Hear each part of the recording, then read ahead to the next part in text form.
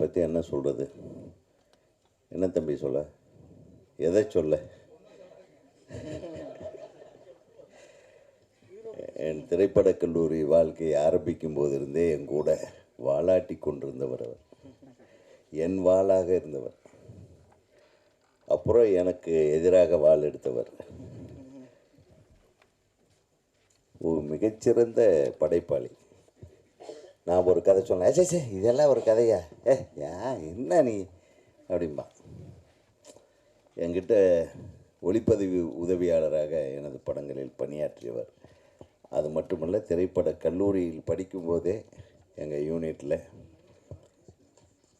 அற்புதமான ஒரு கலைஞர், ஒரு வித்தியாசமான சிந்தனையாளர்.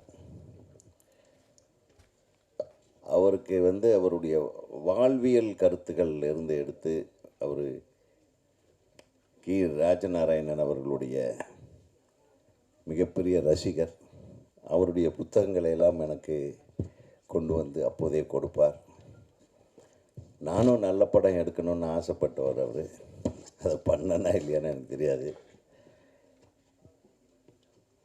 ஆனால் ஒரு இயக்குனராக தங்கர் பச்சான் வெளியே வரும்போது தனக்கென்று ஒரு அற்புதமான அடையாளத்தை ஏற்படுத்தி கொண்டவர்.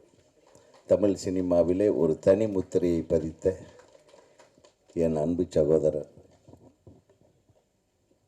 சும்மா ஒரு மெசேஜ் மட்டும் போட்டிருந்தார், பேரன்பும் பெருங்கோபம். அடப்பாவி, இவன் பேரன்பு மிக்கவன், நான் போகவில்லை என்றால் பெருங்கோபத்துக்கு ஆளாகி விடுவான் என்று பயந்து போய் தான் வந்தேன். காலையிலேருந்து இது செல்வமணி கூட ஒரு பெரிய போராட்டங்களில் உட்கார்ந்துட்டு சோறு தண்ணி கூட இல்லாமல் இப்படி அலைஞ்சிக்கிட்டு இந்த சினிமாவை எல்லாம் காப்பாற்றணுங்கிறதுக்காக ஒரு குரூப் நாங்கள் போராடிட்டு இருக்கிறோம். நீங்கள் எல்லாம் கூட இருக்கீங்கன்ற நம்பிக்கையில். பாவமாக இருக்குது செல்வமணியை பார்த்தேன். எதுக்குடா இவ்வளவு சிரமப்படுறேன்னு கேட்டேன்.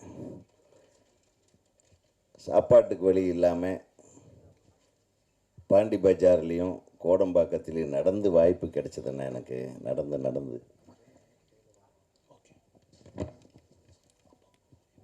நடந்து போனால் ஒரு டீ சாப்பிட்லாமேன்றதுக்காக பஸ்ஸில் போகாமல் நடந்து போய் டீ சாப்பிட்டு வந்தேன். எனக்கு இந்த திரையுலகம் ஒரு மிகப்பெரிய அடையாளத்தை எனக்கு கொடுத்தது. அந்த திரையுலகத்துக்கு நாம் ஏதாச்சும் செய்யணுன்றதுக்காக தானே இன்றைக்கி வரலும் போராடுறேன். இன்றைக்கு சிறந்த படைப்பாளிகள் இருக்கிறார்கள், வருகிறார்கள், இல்லை என்று சொல்வதற்கில்லை. ஆனால் அந்த படைப்பாளிகளை விட மிகச்சிறந்த வியாபாரிகள் அந்த படைப்புகளை கெடுத்து கொண்டிருக்கிறார்கள். என்னைக்கு இந்த கார்ப்பரேட் உள்ளே வந்ததோ அன்னையிலிருந்து பர்மிட்டேஷன் காம்பினேஷன் சொல்கிறாங்க இல்லையா, இந்த ஆள், இந்த டைரக்டரு, இந்த படம், அது கதை இருக்கா இல்லையான்னு கிடையாது, ஒரு வியாபாரம் முடிச்சுட்டு அடுத்தது அனௌன்ஸ்மெண்ட், இப்படி ஆயிடுச்சு. அந்த காலத்தில்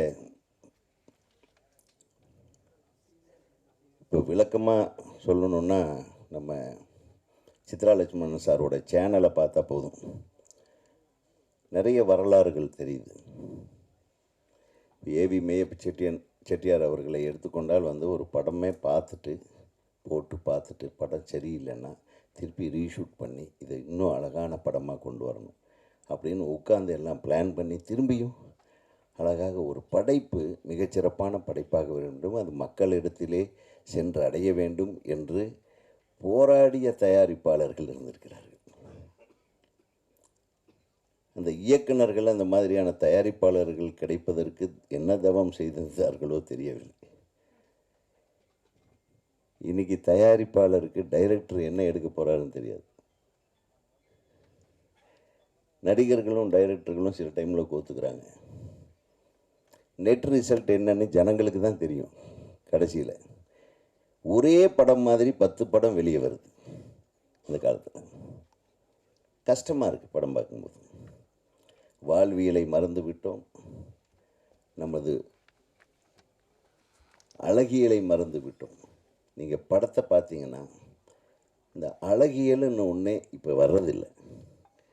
இந்த பொயட்டிக் நேரேஷன்னு சொல்லுவாங்கள்ல, அந்த மாதிரி அட்லீஸ்ட் நம்ம எல்லாம் படம் எடுக்கும்போது கூட ஒரு 4 சீனாவது கவிதை மாதிரி எடுக்கணும்னு நினைப்போம்.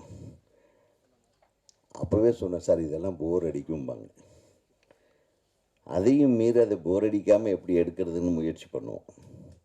இப்போ அதுக்கெல்லாம் அவசியமே இல்லை. பெரிய பெரிய ஆயுதங்களாக இருக்குது. நம்ம கண்ணுலேயும் கற்பனையிலையும் பார்த்துருக்க முடியாத ஆயுதங்கள்லேருந்து குண்டுக வெளியே வருது. அது எதுக்கு வருது, யாரை போடுது, எதுக்காக, இந்த மாதிரி எல்லாமே எங்கேயா விதவிதமான துப்பாக்கிகள் இப்போ நம்ம பார்க்குறோம். நீங்கள் எப்பாச்சும் கையில் எங்கேயாச்சும் வெளியே யதார்த்த வாழ்க்கையில் பார்த்துருக்கீங்களா? இந்த மாதிரி யதார்த்தம் இல்லாத துப்பாக்கிகளுக்கும் பீரங்கிகளையும் கையில் எடுத்துகிட்டு போராடுற ஹீரோக்களாக ரஜினியும் கமலும் மாறிவிட்டார்கள் என்பதுதான் கொடுமை. எப்படி சினிமா நல்லாயிருக்கும் சொல்லுங்கள்? தரமான படங்களிலே நடித்து பெயர் வாங்கி தரமான இயக்குநர்களோடு கைகோர்த்து தரமான தயாரிப்பாளர்களுடைய கை சேர்த்து மிகப்பெரிய வெற்றி படங்களை தன்னை அடையாளப்படுத்தி கொண்ட ஹீரோக்கள் எல்லாம் இன்னைக்கு என்ன மாதிரி படத்தில் நடிக்கிறாங்க? கைத்தட்டுங்க, இதுக்கு தான் கைத்தட்டணும்.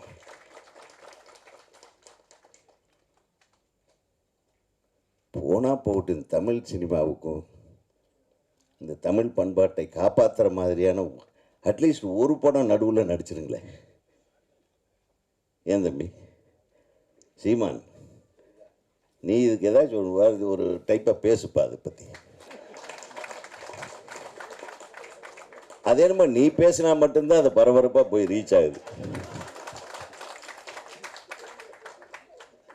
இப்போ நம்ம பேசுனா உதயகுமார் இப்போ படம் இல்லை அதனால் இப்படி பேசுகிறாருன்றாங்க. படம் இல்லைன்றதுக்காக இல்லை, நான் அந்த மாதிரி படங்கள் செய்வதில்லை என்று முடிவெடுத்திருக்கிறேன். நம்ம எடுக்கிற கதையில் நடிகருக்கு நடிகன் ரெடியாக இருந்தால் மட்டும்தான் நம்ம எடுக்கிறது. அதுதாங்க. அப்படி சிவாஜி சார் சொல்லியிருக்காரு. அப்போ எப்படிப்பா நீங்கள் இத்தனை படங்களில் நடிச்சிருக்கீங்க, ஒவ்வொரு படத்துலேயும் ஒவ்வொரு மாதிரி இருக்குது, ஒவ்வொரு படத்துலேயும் உங்கள் நடை வேறு மாதிரி, உங்கள் உடை வேறு மாதிரி, உங்கள் முக பாவனைகள் வேறு மாதிரி, எப்படி இதெல்லாம் முடியுதுன்னா என்னால் எதுவுமே இல்லைடா. ஒருத்தன் நல்ல கதையை சொன்னான்னா அதுக்கு நான் அடிமையாகிடுவேன்.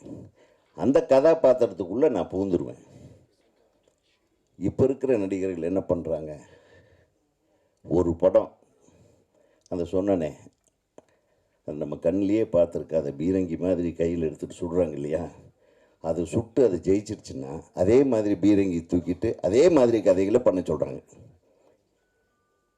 சிவாஜி சொன்னார், நான் 150 படங்கள் நடித்திருந்தாலும் என்னுடைய ஒரு படத்தில் எடுத்த க்ளோஸ்அப் இன்னொரு படத்தில் யூஸ் பண்ண முடியாது.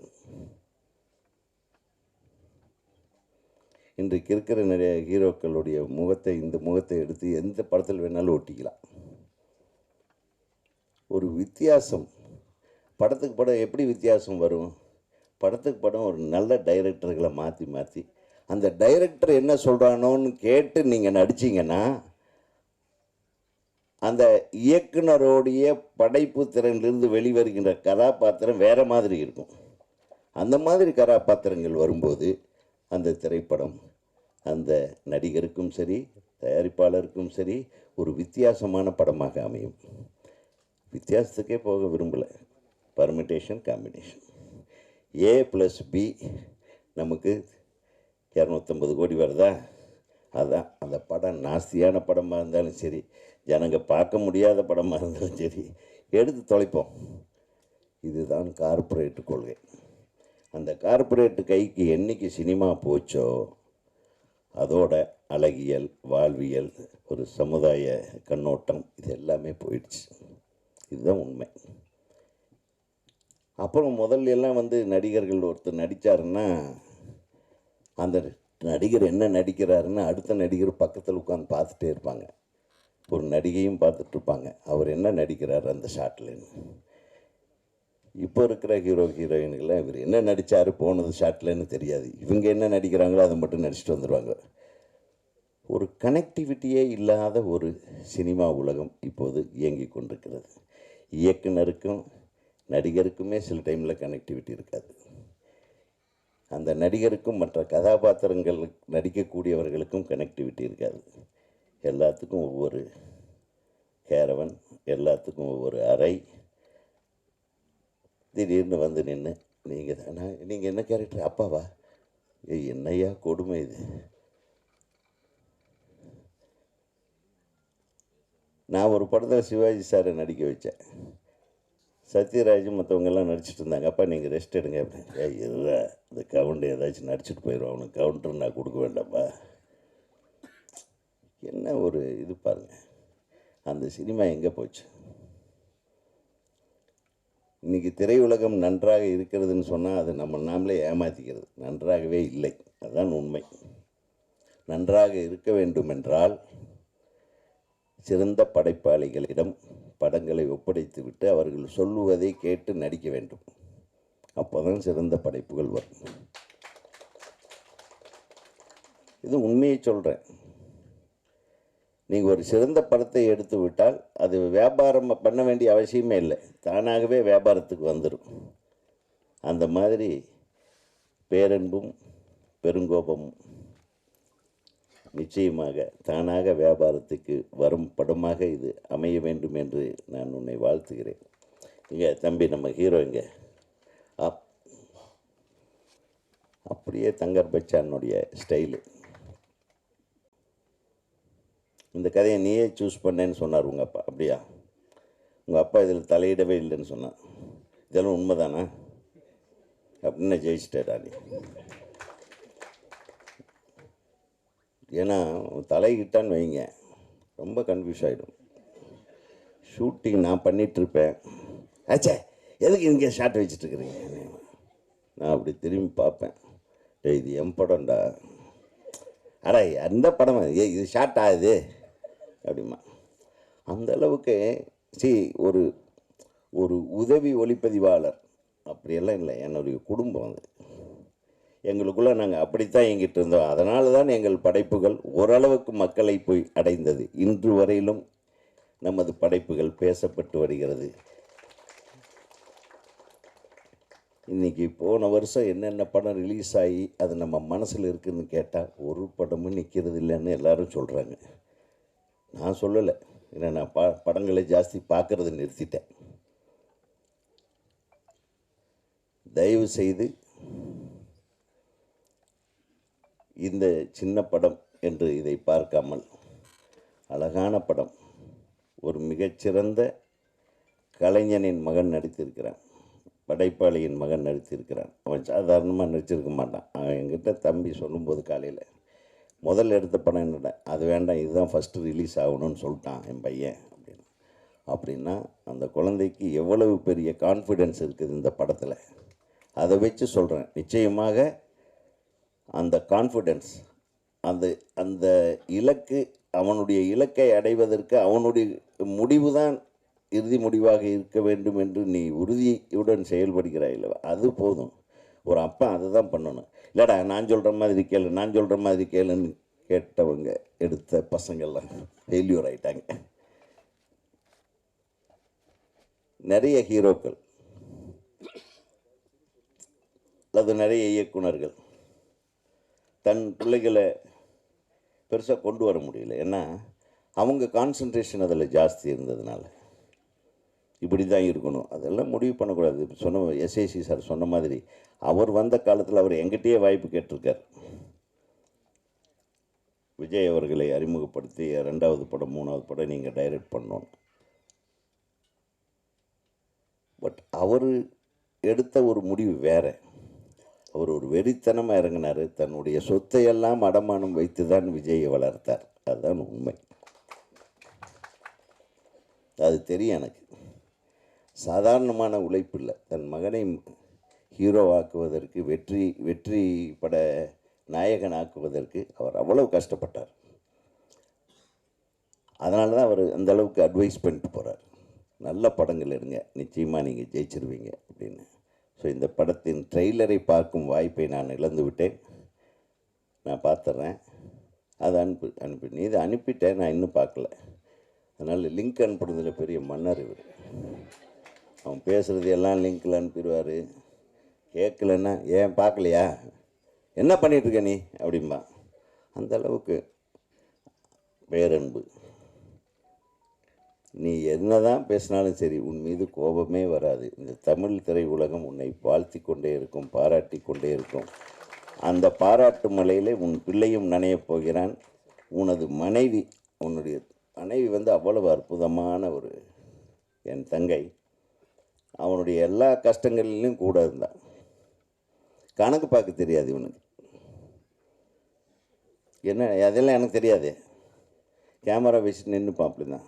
பின்னாடி அண்ணன் இவ்வளவு செலவாகுதுன்னு இந்த ஆளுக்கு சொல்லு, ஒன்றும் டென்ஷன்லேயே சுற்றிட்டு இருக்காது.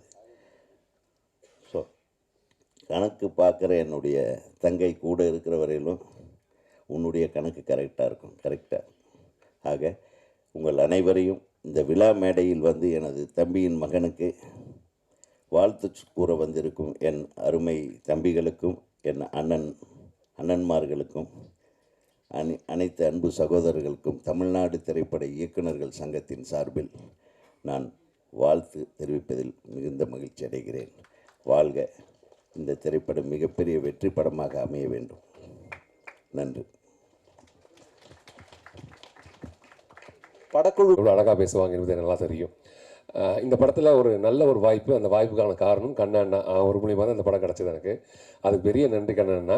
நன்றி சொல்ல மறந்துடுவேன், அதனால் முதல்ல நன்றி சொல்லிக்கிறேன். மாஸ்டருக்கு பெரிய நன்றி, அதே மாதிரி தம்பிக்கு சாய் தம்பிக்கு நன்றி. இந்த படத்தில் ஒரு நல்ல கதாபாத்திரம், இந்த கதாபாத்திரத்துக்கு ரொம்ப நல்லா பண்ணியிருக்கேன் அப்படின்னா அந்த புகழ் என் இயக்குனரை மட்டுமே சாரும். இயக்குனருடைய அந்த வழி தான் அதை பண்ணியிருக்கேன். ஒருவேளை நல்லா பண்ணலை, சரியாக பண்ணலன்னா அந்த குறை எனது. நான் சரியாக உள்வாங்கி சரியாக பண்ணலைன்னு அர்த்தம். இந்த கதை ரொம்ப அழகான கதை, ரொம்ப நேர்த்தியான கதை. எல்லாரும் அவ்வளோ உணர்வுபூர்வமாக நடிச்சிருக்க படம்.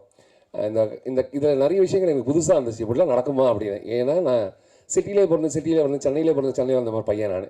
எனக்கு இப்படிலாம் இருக்குமோ கூட தெரியாது. அப்படிங்கிற ஒரு விஷயத்த வந்து இயக்குனர் சொல்லும்போது காதில் வந்து சொல்லிட்டு போவார், இதுதான் கதை, இப்படி தான் பண்ணணும், அதிகமாக சத்தம் போடாத கோப்பேனா நான் என்ன அப்படி இருக்கும் அப்படின்றது படத்தில் ரொம்ப அழகாக தெளிவாக நிதானத்தோடு ரொம்ப அழகாக சொல்லியிருக்காரு. அதுக்கு பெரிய வாழ்த்துக்கள். இந்த படத்தில் எல்லாருமே சிறந்த நடிகர்கள். அவங்க கூட நானும் இருந்ததுக்கு பெரிய சந்தோஷம். நான் படித்த கல்லூரியில் வந்து நான் கேட்டு வளர்ந்த பாடல் எல்லாமே இளையராஜா ஐயாவோட பாட்டு தான் கேட்டு வளர்ந்துருக்கேன். எனக்கு இளையராஜா ரொம்ப பிடிக்கும். அவரை நாங்கள் எந்த பாட்டு கேட்டாலும் அவரை மாதிரி நாங்கள் மாறிடுவோம். என்னைக்காவது ஒரு நாளைக்கு அவருடைய இசையில் ஏதாவது ஒரு சின்ன சீன் நடிச்சிட மாட்டோமா அப்படின்னு ஒரு பெரிய ஆசை இருந்தது. நான் ஒரு படம் நடித்து முடித்த பிறகு அந்த படத்தில் ஐயா தான் வந்து மியூசிக் வாசித்தாங்க. அதில் சொன்ன அந்த சீனில் வந்து ஆர்ஆரே வரான்ட்டார். ஐயோ போச்சே அப்படின்னு நினச்சோம். நம்ம நினச்ச ஒரே ஒரு சீன், அந்த சீனில் வந்து எங்காவது சைலண்ட்டாக இருக்கட்டும், அதில் ஆர்ஆர் போட வரான்ட்டாங்க. போச்சு, அந்த காலகட்டம் போச்சு. அதுக்கப்புறம் சினேகன் ஐயா வந்து வீட்டுக்கு கூப்பிட்டு போய் ஐயா பார்க்க வச்சு ரொம்ப நேரம் பேசியிருந்தோம். அந்த புகழும் சந்தோஷம் சினேகன் ஐயாவை சேரும். அது உறவு, அழகான உறவு. அந்த உறவு என்ன சொல்லிச்சு அப்படின்னா, வா போகலாங்க ஐயா அப்படின்னு சொல்லி கூப்பிட்டு போய் உட்கார வச்சு பேச வச்சாங்க. அவர்கிட்ட நிறைய கற்றுக்கிட்டு பார்த்துக்கிட்டு ரசித்த காலங்கள். இன்றைக்கி நான் ஒரு கதாபாத்திரம், சின்ன கதாபாத்திரம் நடித்ததில் அதில் ஐயா வாசிச்சிருக்காங்க. அவரோட வயலின் பேசியிருக்கு, அவரோட நோட்ஸ் பேசியிருக்கு. அது பெரிய சந்தோஷம், நான் பெற்ற பெரிய இன்பம், அது பெரிய பாக்கியம். அந்த பாக்கியத்துக்கு எல்லா புகழும் என் இயக்குனரை மட்டுமே சாரும். இந்த இயக்குனருக்கு பெரிய வாழ்த்துக்கள், மேன்மக்கள் அனைவருக்கும் பெரிய வாழ்த்துக்கள். நான் பேசின வார்த்தைகள் யார் மனசாக தெரிஞ்சோ தெரியாமலோ புண்படுத்தியிருந்தால் அது பெரிய மன்னிப்பு. வாழ்க பல்லாண்டு, வாழ்க பலப்புடன். மறக்காமல் இந்த படத்தை தியேட்டர் போய் படம் பாருங்கள். உங்களோட பெரிய ஆதரவுக்கு முதல் எடுத்துக்காட்டு உங்கள் கைத்தட்டல் மட்டுமே. வாழ்த்துக்கள். கேட்டுச்சுனே, உங்கள் குரலே கேட்டுச்சுனே. ஏசி குறைவாக இருக்கான், வைக்கணும்னு நிர்வாகத்தை அன்போடு கருப்பட்டு சரி அதிகமாக வைக்கணும் அப்படின்னு.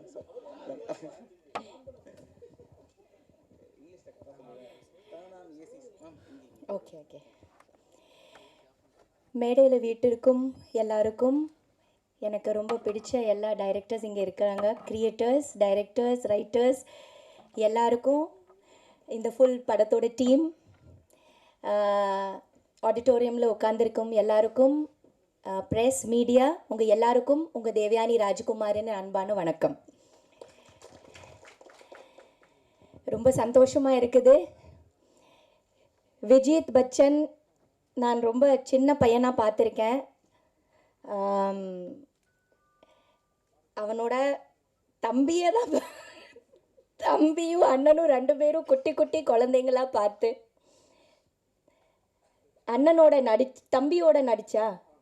தம்பியோட நான் நடித்து இன்னைக்கு அண்ணன் வந்து ஹீரோ ஆயிருக்கார் இல்லையா? What a beautiful moment. Thankar Bachan சாரோட கூட நான் வந்து நிறைய படங்கள் பண்ணியிருக்கேன். அவரோட ட்ராவல் காதல் கோட்டையிலிருந்து ஆரம்பித்து அழகி, பாரதி, மறுமலர்ச்சி, கண்ணுக்கு கண்ணாக, இந்த மாதிரி எவ்வளவோ படங்கள், அவ்வளோ அருமையான படங்களில் வந்து அவரோட சினிமாட்டோகிராஃபியில் வந்து ஒர்க் பண்ணுறதுக்கு எனக்கு வாய்ப்பு வந்து அவர்கிட்ட இருந்து நிறைய நான் கற்றுக்கிருக்கேன். I've learned so much from you, sir. Yeah, you should clap please. ஒரு எக்ஸலண்ட் சினிமாட்டோகிராஃபர், ஒரு எக்ஸலண்ட் ரைட்டர், ஒரு excellent director, realistic director, realistic feelings, ரொம்ப போயட்டிக்காக, ரொம்ப ஸ்வீட்டாக, ரொம்ப அழகாக சொல்லக்கூடிய ஒரு கிரியேட்டர் அவர். இன்றைக்கி அவரோட சன் வந்து இந்த படம் மூலமாக வந்து introduce ஆகிட்டுருக்கிறாரு.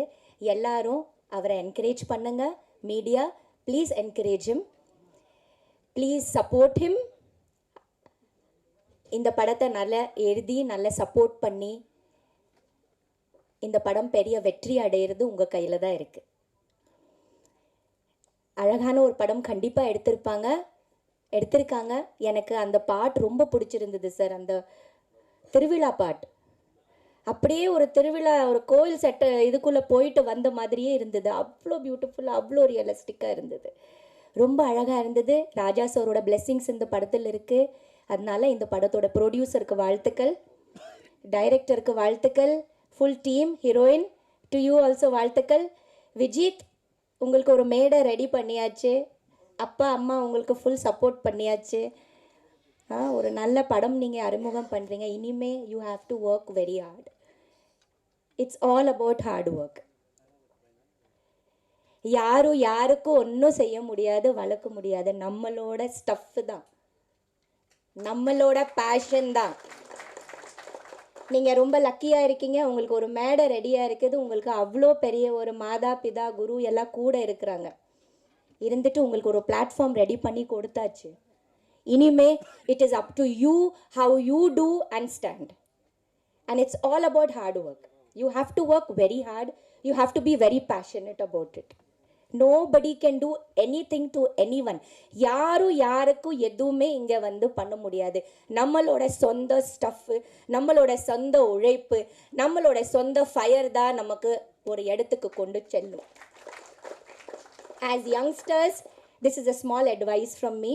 You have to be very passionate about your work. You have to give your 100% to it. You have to love it, utmost love to it. Then it will love you. It's going to be very hard. It's going to be very hard. It's not easy. Life is not easy. இது வந்து red carpet கிடையாது. ரொம்ப heart இருக்கும், ரொம்ப கஷ்டம் வரும். ஆனால் அதை கஷ்டமாக நினைக்காம எப்போவுமே வந்து ஹாப்பியாக நினச்சிட்டு கிடைக்கிற அந்த சந்தோஷத்தை வந்து என்ஜாய் பண்ணுங்க. As newcomers, you enjoy each and every second you get to work in the cinema. You love it the most, and see how cinema gives you. Okay, love it the most, to both of you and to the whole team. And I wish the whole team all the very best, especially to Thankar Bachchan sir and his family. Or ma'am, உங்களை பார்த்துட்டு தான் இருக்கிறேன் நான்.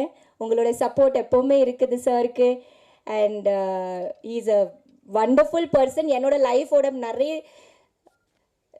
என்ன சொல்கிறது, காதல் கோட்டையிலே எனக்கு அவ்வளோ அழகாக காமிச்சு, மறுமலர்ச்சி, பாரதி படம் நான் பண்ணதே சார்னால் தான். சார் சொன்னார், கண்டிப்பாக நீ பண்ணணும் தேவயானி, அந்த மாதிரி ஒரு கேரக்டர் வராது. எனக்கு எதுவுமே தெரியல.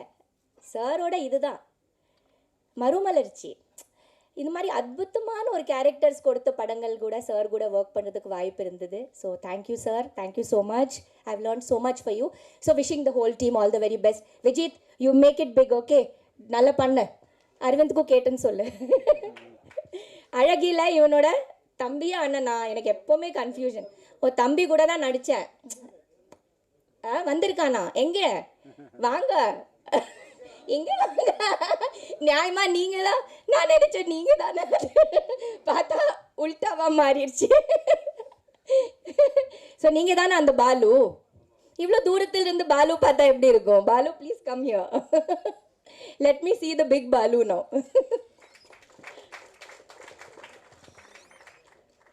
ஓ மை காட், நீங்கள் தானே அந்த குட்டி பையன்.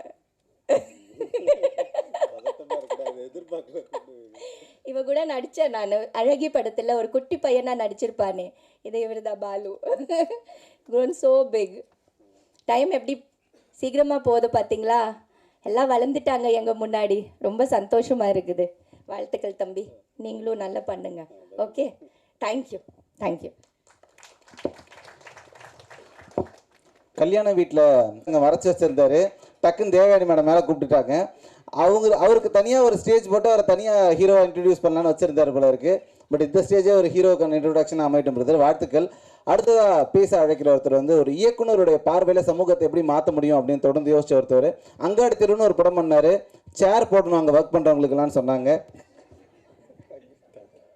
அனைவருக்கும் இனிய மாலை வணக்கம். தங்கர்பச்சன் சார் வந்து ஒரு செம்ம ஃபோட்டோகிராஃபர். நான் வந்து அஸ்னேட்டராக வேலை பார்க்குறப்ப மறுமலர்ச்சி ஆகட்டும், பாரதி ஆகட்டும், காதல் கோட்டை ஆகட்டும் பார்த்து நான் வியந்து, நம்ம படம் பண்ணால் இப்படி ஒருத்தரோட பண்ணணும். பாரதிலாம் அந்த சாங்கு நிற்பதுமே நடப்பதுமே பிரமாதமாக எடுத்துட்டார். அந்த உலகத்தை அவ்வளோ பாரதி உலகத்தை கொண்டு வந்ததில் அவருடைய மெனக்கடல் ரொம்ப பிரமாதமான மெனக்கடல். அழகி படம் நான் காசி தேட்டரில் பார்த்தேன். ஒரு பழைய காதலியை சாலையில் வந்து தார் போடுற ஒருத்தராக பார்க்குற நேரத்தில் அழுது கரைஞ்சு தேட்டரை விட்டு என் பைக்கை கூட எடுக்காமல் நடந்து வீட்டுக்கு வந்துட்டேன். அதுக்கு மேலே என்னால் படம் பார்க்க முடியல. அப்புறம் திருப்பி போய் அந்த படத்தை போய் பார்த்தேன். தமிழ் சினிமாவின் ஆகச்சிறந்த ஒரு படம்னா வந்து அது அழகி. என்ன உண்மையான உணர்வோட அப்பா அப்படி எனக்கு இதுக்கு முன்னாடி அப்படி ஒரு பால்ய காதலியை ஒரு சாலையில் ஒரு காதலன் பார்க்கிற ஒரு காட்சி இடம்பெற்றிருக்கா எனக்கு தெரியல. ஆனால் அது வந்து மனசில் ஒரு ஆணி மாதிரி அடித்தது. அது ஒரு விதை. அது மாதிரி அடுத்து பல படங்கள் வருவதற்கான ஒரு விதை வந்து ஒரு அழகி வந்து அவ்வளோ அழுத்தமாக நந்திதா தாஸோட அது ஊன்றது வந்து மிக மிக மிகச்சிறப்பான ஒரு விஷயம். அப்புறம் சொல்ல மறந்த கதை பிரமாதமான படம். ஆனால் எனக்கு பள்ளிக்கூடம் படத்தில் வந்து தங்கர்பச்சன் சார் நடிச்சிருப்பார். உண்மையிலே நான் சொல்கிறேன், தமிழ் சினிமா ஒரு அற்புதமான நடிகனை தொடர்ந்து பார்க்க தவறிவிட்டது தான் நினைக்கிறேன். என்ன பிரமாதமான ஒரு பெர்ஃபார்மன்ஸ். எனக்கு அதை பார்த்து வியந்து, நீ நடிப்பு கொடுங்க, வாய்ப்பு கொடுங்கன்னு என்கிட்ட கேட்பார். ஆனால் ஒரு பலாப்பழத்தை எடுத்துகிட்டு வந்து அவர் பேசுகிற காட்சியெல்லாம் பார்க்குறப்ப ரொம்ப பிரமாதமாக இருக்கும். அப்புறம் என்னை ரொம்ப நேசிக்கிற ஒரு மனிதர். வெயிலாகட்டும், அங்காடி திருப்படம் பார்த்துட்டு நேராக என் வீட்டுக்கே ஒரு சால்வையோடு வந்து பாராட்டுகிற ஒரு மனிதர். ஏன் 9ஆம் நோட் புக்கு படிக்கலை அப்படின்னு கோவமாக சண்டை போடுகிற ஒரு அண்ணன் மாதிரி. அவ்வளோ இப்போ நான் கோவிடில் உடம்பு சரியில்லாமல் இருந்தப்போ ஒரு ஹோமியோ டாக்டரை சொல்லி அவர் மருந்து அனுப்பிச்சு அப்படின்னு தொடர்ந்து என் மேலே ரொம்ப அன்போடு இருக்கிற அவர் தங்கர்பச்சன் சார். தங்கர்பச்சன் தொடாத துறைகளே இல்லைன்னு சொல்லலாம். அவ்வளோ துறைகளை தொட்டார். எல்லாத்துலேயும் எனக்கு தெரிஞ்சு நல்ல நல்ல விஷயங்கள் அவர் செஞ்சுருக்கிறாரு. ஸோ இன்றைக்கி அவர் படங்கள் மீது நம்மளுக்கு கொண்ட பேர் அன்பு இருக்குல்ல, அந்த வாழ்த்துக்கள் வந்து விஜித் பச்சானுக்கு வந்து மொத்தமாக கைமாறும் அப்படின்னு நான் நினைக்கிறேன். ஏன்னா ஒரு முறை லிங்குசாமி என்கிட்ட சொல்லிக்கிட்டு இருந்தார், தவமாய் தவம் இருந்த படம் பார்த்தப்ப ராஜ்கிரண் சார் நடிப்புக்கு யாருமே தேட்டரில் கைதட்டில் அப்படியே கண்கலங்கி அழுதுட்டு போயிட்டாங்க. அடுத்த படம் சண்டைக்கோழி வருது, அவர் என்ட்ரி ஆனோடனே கைதட்டுறாங்களாம், நிமிக்கிறாங்களாம். அப்போ ராஜ்கிரண் சார் லிங்குசாமி உட்காந்து பேசுகிறப்ப, சார் தவமாய் தவம் இந்த நடிச்சுக்கு தான் சார் இவங்களாம் கைதட்டுறாங்க அப்படின்னு அந்த வாழ்த்துக்கள் எப்படி இன்னொரு படத்துக்கு கைமாறும் அப்படின்னு சொல்லுவாங்க இல்லையா, அது மாதிரி தங்கர்பச்சான் சார் இவ்வளோ அற்புதமான படங்களுடைய வாழ்த்துக்கள் வந்து அவருடைய பையன் ஒரு படமாக நடிக்கிறப்ப அது மொத்தமாக கைமாறும்னு நான் நம்புகிறேன். அப்படி வாழ்த்துறேன். இந்த விஷுவல்ஸ்லாம் பார்க்குறப்ப கேமரா ஒர்க்கு ரொம்ப நல்லா இருந்துச்சு.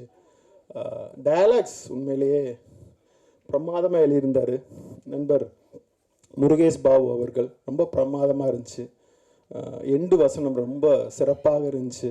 தீண்டாமை ஒரு பெருங்குற்றம்ட்டு. ஆனால் தீண்டாமை பெருங்குற்றம் தான் படிச்சுக்கிட்டே இருப்போம். தீண்டாமையை உருவாக்குற ஜாதி பெருங்குற்றம்னு சொல்லணும். ஜாதியை உருவாக்குற இன்னொன்று, அதை உருவாக்குகிற இன்னொன்று. இது மொத்தத்தையும் என்னைக்கு இந்த மனிதகுலம் மொத்தமாக அழிக்குதோ அதுதான் இந்த ஒரு அழகு அன்பு பூக்குற காலம். அது வரைக்கும் தொடர்ந்து நாம் தீண்டாமை பற்றி, தீண்ட முடியாதவர்கள் தீண்ட தகாதவர்கள் என்ற 2 வகை இருக்கிறது. அவர்களிடமிருந்து நம்மளை காப்பதற்காக தொடர்ந்து கலை மூலமாக இது மாதிரியான ஒரு தொடர் படைப்புகளை நிகழ்த்தி கொண்டே இருக்க வேண்டும். டைரக்டருக்கும் சரி, விஜித் பச்சானுக்கும் சரி, இந்த படம் ஒரு முக்கியமான படமாக அமைய வேண்டும் என்று மனதார வாழ்த்துகிறேன். நன்றி, வணக்கம். தமிழ் யார் பேசினாலும் அவங்க அழகாக தெரிவாங்க. இவர் பேசினா தமிழ் அழகாக தெரியும். இயக்குனர் திரு கரு பழனியப்பன் அவர்களே அன்போடு பேச அழைக்கிறேன்.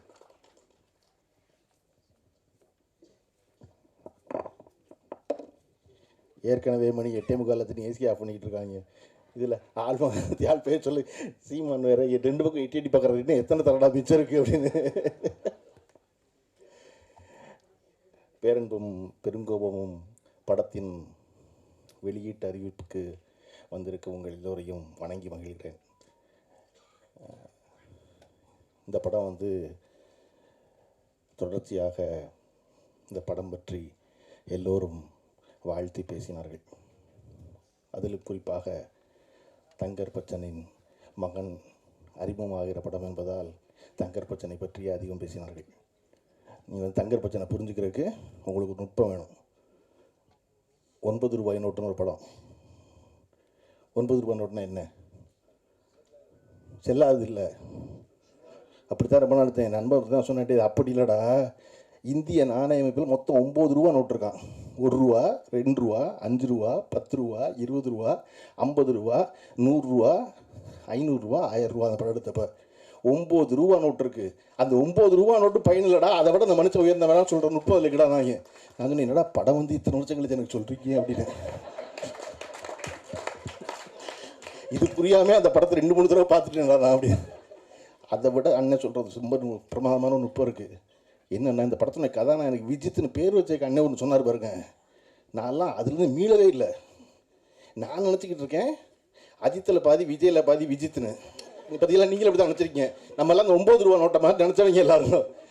அண்ணன் தான் சொன்னார், நான் ராத்திரி திடீர்னு முழித்தேன், எனக்கு இந்த பேர் ஒலிச்சிச்சு காதில், அப்படி தான் அந்த பேர் வச்சேன்னாரு. எனக்கு என்ன பிடிச்சிருந்துச்சுன்னா, அதை நம்ம நம்புகிறோமோ இல்லையோ, தங்கர் பச்சை நம்புறாரு பாருங்க. அதை இந்த பேர் எனக்கு காதில் ஒலிச்சிச்சு, அதை எல்லாரும் சொல்கிறாரு பாருங்க. அந்த நம்பிக்கை தான் ரொம்ப முக்கியம் சினிமாவில். இதை சொன்னால் நம்புவோம், என் நம்பர் நம்ம சொல்லுவோம் அப்படின்னு. அப்படி இந்த படத்தில் அறிமுகமாகும் விஜித் பச்சானுக்கு முதல்ல வாழ்த்துக்கள். இதை வேற சுசீந்திரன் வேற காதில் கேட்டதுன்னு தெரியாமல், தம்பி தம்பி பேர் வர மாட்டேங்கிறாரு. நாங்கள் இவ்வளோ யோசிச்சு வச்சிருக்க ஒரு பேர், நீ மட்டும் பேர் வராதுங்கிறீங்க. அதனால தேவயானி அவர்கள் மிக சிறப்பாக தன் வீட்டு பிள்ளையை வாழ்த்துவதைப் போல, தன் வீட்டு பிள்ளையை கண்டிப்பதைப் போல, தன் வீட்டு பிள்ளைக்கு வழிகாட்டுவதைப் போல மிக நேர்த்தியான ஒரு பேச்சு பேசிட்டாங்க. நீங்கள் பார்த்தீங்கன்னா தேவயானி ஒரு 20 வருஷம் கழிச்சு தம்பி பிரமாதமாக பெரிய நடிகன் ஆயிடுவான். அவன் தம்பி அதை விட பெரிய நடிகன் ஆயிடுவான். ஆனதுக்கப்புறம் என்ன செய்வாங்க தெரியுமா? தங்கர் பச்சனை கீழே உட்கார வச்சுருவாங்க. தங்கர் பச்சனை கீழே உட்கார வச்சுருவாங்க முதல் வரிசையில். ஏன்னா அவங்க என்ன தெரியுமா கோவம் இருக்கும், நான் அறிமுகமாகிறேன், மேடையில் வந்து உட்காந்துக்கிட்டு வர்றவங்க போகிறான், எங்களை பேசாமல் எங்கள் அப்பனை பேசிக்கிட்டே இருந்தாங்க, இறா உன்னை பழி வாங்குற ஒரு ஆள் அப்படின்னு. ஆளாக கேட்டாரா, பார்த்தீங்களா என்னப்பா நீ முத படம் நடிக்கிறக்குள்ள எல்லா ரகசியத்தையும் கதாநாயகி தான் நீயும் சொல்கிற.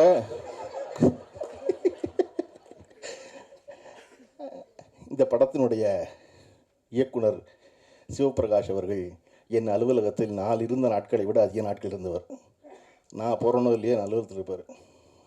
அது வந்து அவர் வந்து ஒரு நுட்பமான ஒரு அரசியல் தேர்ந்தவர். நீங்கள் அரசியல்லாம் உன்னை கட்சியில் நினச்சக்கூடாது. தினசரி வாழ்க்கைக்கு ஒரு அரசியல் தேவைப்படுது இல்லையா? அந்த அரசியலை வந்து முழு முதலாக படித்தவர் வந்து சிவபிரகாஷ். அவருக்கு வந்து என்ன எந்த காரியம் எப்படி செய்யணும்னு தெரியணும். அடிப்படை அரசியல் முதல்ல அதுதானே. இதனால் இவன் முடிக்குங்கிறத தெரிஞ்சுக்கிறது தான் முதல் அரசியல். அதை ரொம்ப நேர்த்தியாக தெரிஞ்சவர் சிவபிரகாஷ். நம்ம பேசிகிட்டு இருக்கும்போது யாருப்பா அங்கே ஏசி போடுங்க நாங்கள்ல, சீமான் கிட்ட என்கிட்ட என்ன சொல்கிறாங்க, போடவே மாட்டாங்க. சுரேஷ் ஏசியை போடுனா தான் சுரேஷை திருப்பி கூப்பிட்டு கேட்க முடியும், என்னடா ஏசின்னு. நீங்கள் பொதுவாக யாருப்பா அங்கே சாம்பார் கொண்டு வானா சாம்பார் கடைசி வரை பத்திக்கு வரவே வராது. அந்த மாதிரி நம்ம ஆள் குறிப்பிட்டு சொல்லணும். அப்படி சிவபிரகாஷ் குறிப்பிட்டு சொல்கிறவர் தன்னுடைய முதல் படத்தை இவ்வளவு ஒரு அடர்த்தியான படமாக எடுத்திருப்பதாக பார்த்த எல்லோரும் சொன்னார்கள். ஏன்னா நான் பார்த்துடக்கூடாதுன்னு ரொம்ப கவனமாக இருந்தார் சிவபிரகாஷ். வேறு காரை சொல்லி எனக்கு இன்றைக்கி வரையும் படம் காட்டல. அவர் கேட்டார், என்ன உங்களுக்கு மட்டும் காட்டலையா? இல்லை என்ன காட்டலை, என்ன தெரியல. நல்லது தான், நான் என் இயக்குனருக்கு படம் காட்டல. எழில் சார் துல்லாமணத்தில் படம் எடுக்கும்போது இயக்குனருக்கு படம் காட்டல, அவருடைய இயக்குனருக்கு. நான் பார்த்தீங்கன்னா சார் படமே காட்டல, ஒரு ஃப்ரேம் கூட காட்டல. எனக்கு என்னென்னா பார்த்துக்கிட்ட தியேட்டரில் வந்து அப்படின்னு. தியேட்டரில் அந்த படம் பார்த்து வெற்றிகரமாக ஓடிய பொழுது என்னை விடவும் அதிகம் மகிழ்ந்தது திரு பார்த்திபன் அவர்கள் தான். அதை போல் இந்த படம் பெறும் வெற்றிக்கு சிவபிரகாஷோட அதிகம் நான் மகிழ்வேன். இன்னொரு முக்கியமான விஷயம், தொடர்ச்சியாக மேடையில் பேசிய எல்லோரும் இந்த படத்துக்கு தொடர்பில்லாத செய்திகளை சொல்லிகிட்டே இருந்தாங்க. அது பொதுவான சினிமா செய்திகளாக இருந்தால் கூட அப்படி பேச வேண்டாம்னு நினைப்பேன் நான்லாம். நான் சொல்கிறதுக்கு இன்னொரு இடம் இருக்குது, வேறு இடத்துல சொல்லிக்கலாம் போய் அப்படின்னு. இது பேரன்பும் பெருங்கோவங்கிற ஒரு படம். அந்த படம் வெற்றி வரணும்னு விரும்புகிற வாழ்த்துறை எல்லோரும் கூடியிருக்கோம். ஆனால் அப்படி சூழலில் உதயகுமார் அவர்கள் போல், இசைசி அவர்கள் போல் படம் ஓட மாட்டேங்குது சொல்லாது. படம் ஓடும். எப்படி படத்தை ஓட வைக்கிறேன்னு தெரியல, நல்ல படம் எடுத்தால் ஓடும், அவ்வளோதான். அது ரொம்ப சிம்பிள். ஏன் படத்தை ஓட்ட வைக்க முயற்சி பண்ணுறீங்க? ஓட்ட வைக்க முயற்சி பண்ணாதீங்க. படத்தை நல்ல படம் தான் ஓடும். அப்படி தான் ஓடி இருக்குல்ல படம், இல்லையா? இல்லைங்க உங்களுக்கு தெரியலைங்க அப்படின்னா குறைஞ்சபட்சம் இந்த திரைத்துறையில் இருக்க பிரச்சனைகளை வந்து அரங்கத்தில் பேசாதீங்க, அறையில் பேசுங்க. இங்கே ஒரு 40 சேனல் உட்காந்துக்கிட்டு திரும்ப ஒளிபரப்பிக்கிட்டே இருக்காங்க. சினிமா மோசமாக இருக்குது அப்படின்னு. அதுக்கு 2 பேர் வேறு உட்காந்துக்கிட்டு ஆரம்பிக்கும் போதே அந்த படம் எத்தனை கோடி நஷ்டம் தெரியுமா ஆரம்பிக்கிறான். நான் சொல்கிறேங்க இல்லைங்க, திருக்குறளில் உள்ளியது எய்தல் எளிதும்பர் வள்ளுவர். நீ மனசில் நினைக்கிறீங்களா, அதை எய்தது எளிது, உள்ளியது எய்தல் எளிது மண் மற்றுந்தன் உள்ளியது உள்ள பெரின். முதல்ல நீ நம்பணும், நீ நினைக்கணும் ஆகும்னு. சதா சர்வகாலம் நினச்சிக்கிட்டு இருந்தேன்னா அது நடக்கும். நீங்கள் எப்போ பார்த்தாலும் 200-200 பேரை கூட்டி சினிமா ரொம்ப மோசமாக இருக்குது, யாருமே பிழைக்கலை, நாங்கள் எல்லோரும் ரொம்ப கஷ்டப்படுறோம், நாங்கள்லாம் சினிமாவை காப்பாற்ற போராடுறோம். தயவு செஞ்சு போராடாதீங்க. சினிமா காப்பாற்ற எல்லாரையும், சினிமாவை யாருமே காப்பாற்றவே முடியாது. இங்கே இந்த சீனுமே புது சீன் இல்லை, எல்லாமே பழைய சீனு. கதை இல்லாமல் கதை கேட்குறாங்க. ஆர் உதயகுமார் ரஜினிகாந்த் எப்படி கதை கேட்டார்? எப்படி எஜமான் படம் நடந்துச்சு? சின்ன கூட்டு வெற்றி பெற்றுச்சு, அதனால கூட்டு நடந்துச்சு. ஆர் உதயகுமார் மிகச்சிறந்த கதையை வச்சிருக்காருன்னு கூப்பிட்டார் ரஜினிகாந்த். ஆர் உதயகுமார் மிகப்பெரிய வெற்றியில் இருந்தார், கூப்பிட்டாரு. அந்த இடத்துல நல்ல கதை பண்ணார். அதனால இது எல்லாமே எப்பொழுதும் திரையுலகம் என்பது வியாபாரம் சார்ந்தது, இல்லையா? உலகமே வியாபாரம் சார்ந்தது. இந்த உலகத்துக்கு யார் வேணும்? வெற்றி பெற்றவர்கள் வேணும், இல்லையா? திரும்ப இன்னைக்கு ஏன் தங்கர் பச்சன் அவர்களை குறிப்பிட்டுட்டே இருக்காங்க மேடையில் இருக்க எல்லாரும். அவர் வெற்றி பெற்றவர். ஏன் தேவயானி அவர்கள் நன்றியோடு சொல்கிறாங்க? ஏன் சொல்கிறாங்க அப்படின்னா, எனக்கு எதுவும் தெரியாது, அவர் சொன்னார் பாரதி நடிக்க சொல்லி, அவர் சொன்னார் மறுமலர்ச்சி நடிக்க சொல்லி நான் போனேன்னு. அப்போ விஜித் பச்சனுக்கு இந்த மேடையுடைய டேக்கவே என்ன தெரியுமா? செய்தி என்ன தெரியுமா? இயக்குனர் ஒளிப்பதிவார் சொல்கிறத கேட்டிங்கன்னா நீங்கள் வெற்றி படத்தில் இருப்பீங்க. உங்களுக்கு தெரியாது, அது அவர்களுக்கு தெரியாது, அவங்க செய்வாங்க அந்த வேலையை. அப்போ இங்கே வெற்றி பெறுவதற்கு மிகச்சிறந்த படங்களையும் மிகச்சிறந்த மனிதர்களையும் உடன் வைத்துக் கொள்வதுதான் முக்கியம். சிவபிரகாஷ் அவர்களுக்கு முதல் படத்திலேயே அந்த வாய்ப்பு அமைந்திருக்கிறது. அவர் வெற்றி பெறுவது முக்கியம். அதை விட ஒரு முக்கிய செய்தி, பொதுவாக இன்று சினிமாவில் என்ன செய்வது கேட்குறீங்க. சினிமாவில் ஒரு பெரிய ஒரு விஷயம் நடந்துகிட்டே இருக்குது. என்ன அப்படின்னா, ஒரு படத்தினுடைய படப்பிடிப்பு முடிந்த பிறகு அந்த படத்தினுடைய உதவி இயக்குனர்கள் அந்த படத்தை விட்டு வெளியே அனுப்பப்படுறாங்க. படம் ரிலீஸ் ஆக போகும்போது அந்த படத்தினுடைய உதவி இயக்குனர்கள் யாருமே இருக்கிறதில்ல. என்னுடைய இயக்குனர் அவருடைய படத்தில் எனக்கு பேர் போடும்போது உதவிய இயக்குனர்னு போட்டார் பார்த்திபன். அவன் டைரக்டர் தான், இந்த படத்தில் அசிஸ்டண்ட்டாக வேலை செய்கிறான், அவ்வளோதான். உதவி இயக்குனர்னு பேர் போட்டார். அதை போல் ஒரு படத்தில் வேலை செய்யும்போது இன்றைக்கு இருக்க சூழலில் படம் முடிஞ்ச உடனே படம் வெளியாகிறது இல்லை, தாமதமாகுது. அந்த நேரத்தில் முதல்ல செலவை குறைக்கிறவங்க கண்டுபிடிச்சிருக்க வழி உதவி இயக்குனர் அனுப்பிச்சிடுறது. சிவபிரகாஷ் இந்த ஒரு வாரம் இந்த படத்தினுடைய இந்த முன்வெளியீட்டு ஆரம்பிக்கும் போது சகல வேலையும் ஒரு தனி மனிதனாக பார்க்க வேண்டிய கட்டாயம் இருந்ததுக்கான காரணம், இந்த படத்துடைய பட்ஜெட்டில் முதல்ல பண்ணுற ரெஸ்ட்ரிக்ஷன் என்ன அப்படின்னா அசிஸ்டன்ட் வீட்டுக்கு அனுப்பிச்சது. இது நீங்கள் எல்லா படத்திலும் நடக்குது. நான் உங்களுக்கு சொல்கிறீங்க, ஒரு படத்தை வெற்றி பெறும்னு அந்த இயக்குனரை விடவும் ஆழமாக நம்புகிறவன் அந்த படத்தில் உதவி இயக்குனர் தான். இயக்குனர் எல்லா புகழையும் அடைவார், படம் வெற்றி பெற்றா. உதவி இயக்குனர் அடைகிறதில்லை. ஆனால் அவன் என்ன நம்புகிறான் அப்படின்னா, இயக்குனர் வெற்றி பெறுவதன் மூலமாக நாமும் வெற்றி பெறுவோம் நம்புகிறான். அவனை வச்சுக்கிறதுனால ஒன்றும் இந்த தமிழ் சினிமா நட்டப்பட்டுறது. நீங்கள் கியூபு கட்டுற காசு 5000 கட்டுறாரு ஆந்திராவில், 12000 கட்டுறாருங்கெல்லாம் அப்புறம் அறைக்குள்ளே பேசுவோம். அது இங்கே தீர்வு கிடையாது யார்ட்டையும், அது அறைக்குள்ளே பேச வேண்டியது. ஆனால் உதவி இயக்குனரில் இப்படி நடத்துகிறாங்கிறது அரங்கத்தில் பேச வேண்டியது. அது ரொம்ப முக்கியம். அதை போல் இந்த படம் மட்டுமல்லாது எல்லா படத்திலும் தொடர்ந்து மிகச்சிறந்த இயக்குனர்கள் வர வேண்டும். வருவதற்கு சினிமா எல்லா வாய்ப்பையும் எல்லா கதவையும் எப்பொழுதும் திறந்து வைத்திருக்கிறது. சிவபிரகாஷுக்கு திறந்து வைத்திருப்பதை போல இந்த படம் ஆரம்பித்தது ஒரு ப்ரொடியூசர், அதுக்கப்புறம் நடத்துனது ப்ரொடியூசர், அதுக்கப்புறம் நீ படத்தை வெளியிட்டு வந்திருக்கிறது 3வது ப்ரொடியூசர். ஏன்னா அந்த படம் தனக்குரியவர்களை தேர்ந்தெடுத்து வெளியே வந்து சேர்கிறது இல்லையா? அப்போ இதை போல அனைத்து படைப்புகளும் பெரும் படைப்புகளாக வரட்டும். எல்லா படைப்பிலும் பேரன்பும் பெருங்கோபமும் நிறைந்திருக்கட்டும். குழுவினருக்கு வாழ்த்துக்கள். நன்றி. சபையோருக்கு என் வணக்கம். கல்வியிலும் கலையிலும் கவித்துவத்திலும் வாழ்வியலிலும் எஸ்பெஷலி மொழியிலும் சிறந்தோர்கள் இத்தனை பேர் இங்கே இருக்கும்போது எனக்கு என்ன பேசுறதுன்னு சத்தியமாக தெரியல. பக்குன்ற சவுண்ட் மட்டும்தான் மைண்டில் கேட்குது. ஸோ மூளையெல்லாம் பெருசாக யூஸ் பண்ணாமல் மனசில் தோன்ற 4 வார்த்தையை பேசிட்டு போக போகிறேன். பேரன்பும் பெரும் கோபமும். இந்த கதையை சிவபிரகாஷ் சார் என்கிட்ட சொன்ன அந்த காட்சி எனக்கு நல்லாவே ஞாபகம் இருக்குது. ஆஃபீஸ்க்கு போனேன். சோஃபாவில் நான், டிரெக்டர் சார் அண்ட் முருகன் சாரும் அங்கே இருந்தாங்க. கதை சொல்ல ஆரம்பித்தாங்க. கட் ஃபீலிங் சொல்லுவாங்கள்ல, அந்த மாதிரி ஏதோ ஒரு தாக்கம் இந்த கதை எனக்குள்ளே உருவாக்குச்சு. That is why I was like, சரி கொஞ்ச நாள் சாராவாக வாழ்ந்து பார்ப்போம். ஸோ எங்கள் அப்பா அம்மாவுக்கு நடந்தது ஒரு கலப்பு திருமணம் தான். அச்சா மலையாளி, அம்மா தமிழ். அப்போது அம்மா சின்ன வயசில் சொன்னதெல்லாம் கேட்டு எல்லா கலப்பு திருமணங்கள்லையும் இருக்கிற மாதிரி சில மனக்கசப்புகள் எங்கள் அம்மாவுக்கும் இருந்திருக்குன்றதை புரிஞ்சுக்கிட்டேன். பட் எங்கள் அப்பா அம்மா எனக்கு பாலூட்டி வளர்த்ததோடு சேர்த்து பாரதியோட நிறைய வரிகளை படித்தும் வளர்த்துருக்காங்க. அதில் ஒன்று நான் கேட்டது, ஓடி விளையாடு பாப்பா, எல்லாருக்கும் தெரிஞ்சது தான், நீ ஓய்ந்திருக்கலாகாது பாப்பா, கூடி விளையாடு பாப்பா, ஒரு குழந்தையை வையாதே பாப்பா. இப்படி ஆரம்பித்து ஒழுக்கத்தை சொல்லி கொடுத்த பாரதி அப்படியே ஓர் உயிர் 2 உயிர் எல்லாரோடையும் நம்ம சேர்ந்து இருக்கணுன்ற மாதிரி கோழி, நாய், பசு எல்லாத்தோடையும் சேர்ந்து விளையாடணும் பாப்பான்னு சொல்லுவார். அதை முடித்து நெக்ஸ்ட் இல் மூவ் டு தாயை பற்றி பேசியிருப்பார். அதற்கு பின் தமிழை பற்றி பேசியிருப்பார். அதுக்கப்புறம் இந்தியாவை பற்றி பேசியிருப்பார். அப்புறம் வேதத்தை பற்றி பேசியிருப்பார். கடைசியில் ஹீல் டேக் இட் டு சாதி. சாதிகள் இல்லையடி பாப்பா அப்படின்னு ஸ்டார்ட் ஆகி 2 வேர்சஸ் இருக்கும்.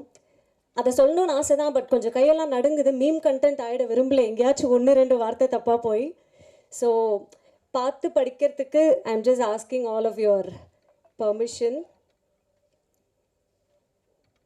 சாதிகள் இல்லையடி பாப்பா, குலத்தாழ்ச்சி உயர்ச்சி சொல்லல் பாவம், நீதி உயர்ந்த மதி கல்வி, அன்பு நிறைய உடையவர்களே மேலோர், உயிர்களிடத்தில் அன்பு வேணும், தெய்வம் உண்மை என்று தான் அறிதல் வேணும், வைரமுடைய நெஞ்சு வேணும், இது வாழும் முறையடி பாப்பா. பாரதியின் இந்த வரிகள் என் மனசில் வளரும்போது உண்டாக்குன தாக்கத்தை பேரன்பும் பெரும் கோபமும் படம் கண்டிப்பாக பார்க்குறவங்க மனசில் ஏதாச்சும் ஒரு விஷயத்தை விதைக்கும். சில கேள்விகளையும் எழுப்ப வாய்ப்புகள் உண்டு. அது என்னென்னலாம் உங்கள் மனசில் சொல்லுதுன்றதை நீங்கள் எங்கள் கிட்ட சொல்கிறதுக்காக ஆஃபீஸ் போன அப்பா திருப்பி ரிட்டன் வீட்டுக்கு வரும்போது என்ன வாங்கிட்டு வருவார்னு காத்துட்ருக்க குழந்தை மாதிரி கண்டிப்பாக நானும் காத்துட்ருப்பேன். இந்த வாய்ப்பளித்த பிரபஞ்சத்திற்கும் என் அன்னை தந்தைக்கும் என் நன்றி. அண்ட் ப்ரொடக்ஷன் ஹவுஸ், இயக்குனர் சிவபிரகாஷ் சார் சாராவாக வாழறதுக்கு எனக்கு உதவி செய்தார். நான் இந்த படத்தில் சாராவாக இருந்ததில் நிறைய சிரித்தேன், கொஞ்சம் அழுதேன், ரொம்ப வலி அனுபவித்தேன். அதெல்லாம் உங்களுக்கும் ஃபீல் ஆகும்னு நம்புகிறேன். டெக்னீஷியன்ஸ் எல்லாருக்கும் என் நன்றி. Dinesh sir, DOP Dinesh sir and everyone. இங்கே எங்கள் எல்லாரையும் கிரேஸ் பண்ணதுக்கு உங்கள் எல்லாருக்கும் ரொம்ப தேங்க்யூ சார்.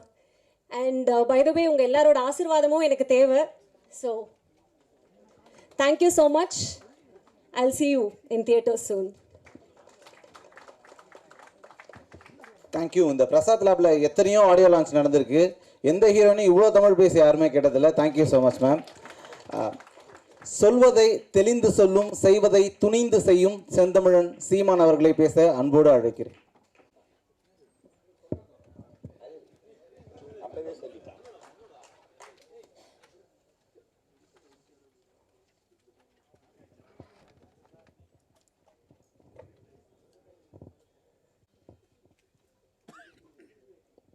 பேரன்பும் பெருங்கோபம் இந்த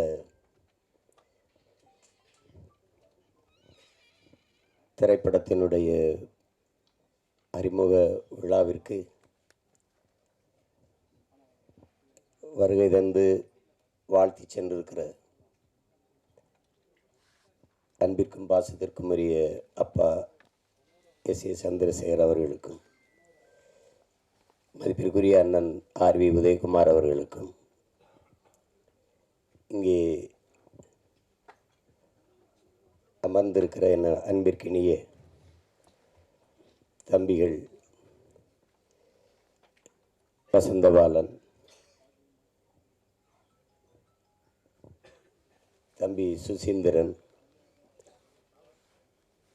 தம்பி கண்ணன் அவர்கள், என்னுடைய குரு சித்ரா லட்சுமணன் அவர்கள், தம்பி கரு பழனியப்பன், எண்ணற்ற படைப்பாளிகள், அந்த வரிசையில் இப்போது தம்பி சிவபராஸ் அவர்களும் இணைந்திருக்கிறார். இங்கே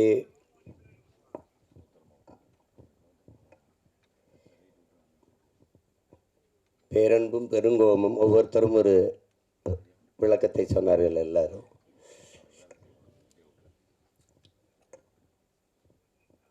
பெருங்கோபத்தினுடைய பிறப்பிடமே அந்த பேரன்பு தான்.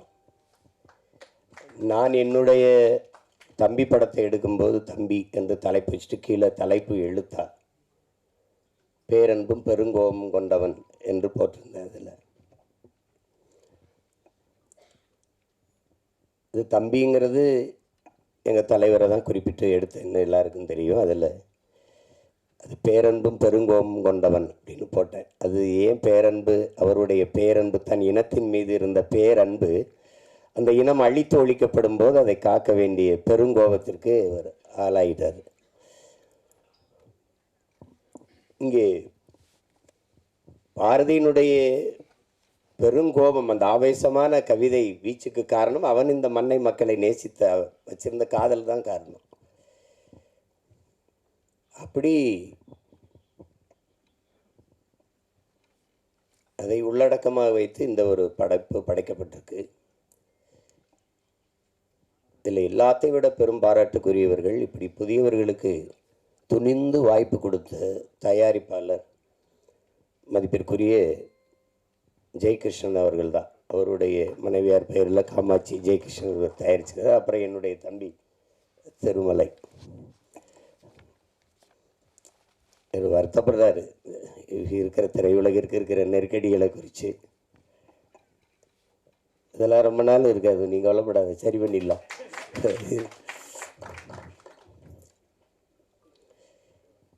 அதில் புதியவர்களுக்கு வாய்ப்பு துணிஞ்சு வாய்ப்பு கொடுக்கறதுங்கிறது அது ஒரு பெரிய சாதனை தான். அப்படி எங்கள் அப்பா எஸ்சி கூட பேசுனாங்க பாருங்கள். நான் ஒவ்வொரு தட்டையாக போய் வாய்ப்பு, அவ்வளோ பெரிய இயக்குனரே தன் மகனுக்கு கேட்டேங்கிறார். அதில் ஒரு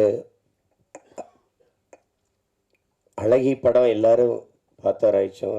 தேவையான இவங்களை கூட குறிப்பிட்டு பேசுனாங்க. அந்த படத்தை நம்மளால எடுத்துட்டாப்ல. அவர் ஒளிப்பதிவாளர் வந்து படம். இப்போ அது 4 ஃப்ரேம்னு ஒரு திரையரங்கம் இருக்குது. அதில் என்னை கூப்பிட்டு காட்டுறாரு, ஏ வாவை பாரு அந்த படத்தை அப்படின்னு.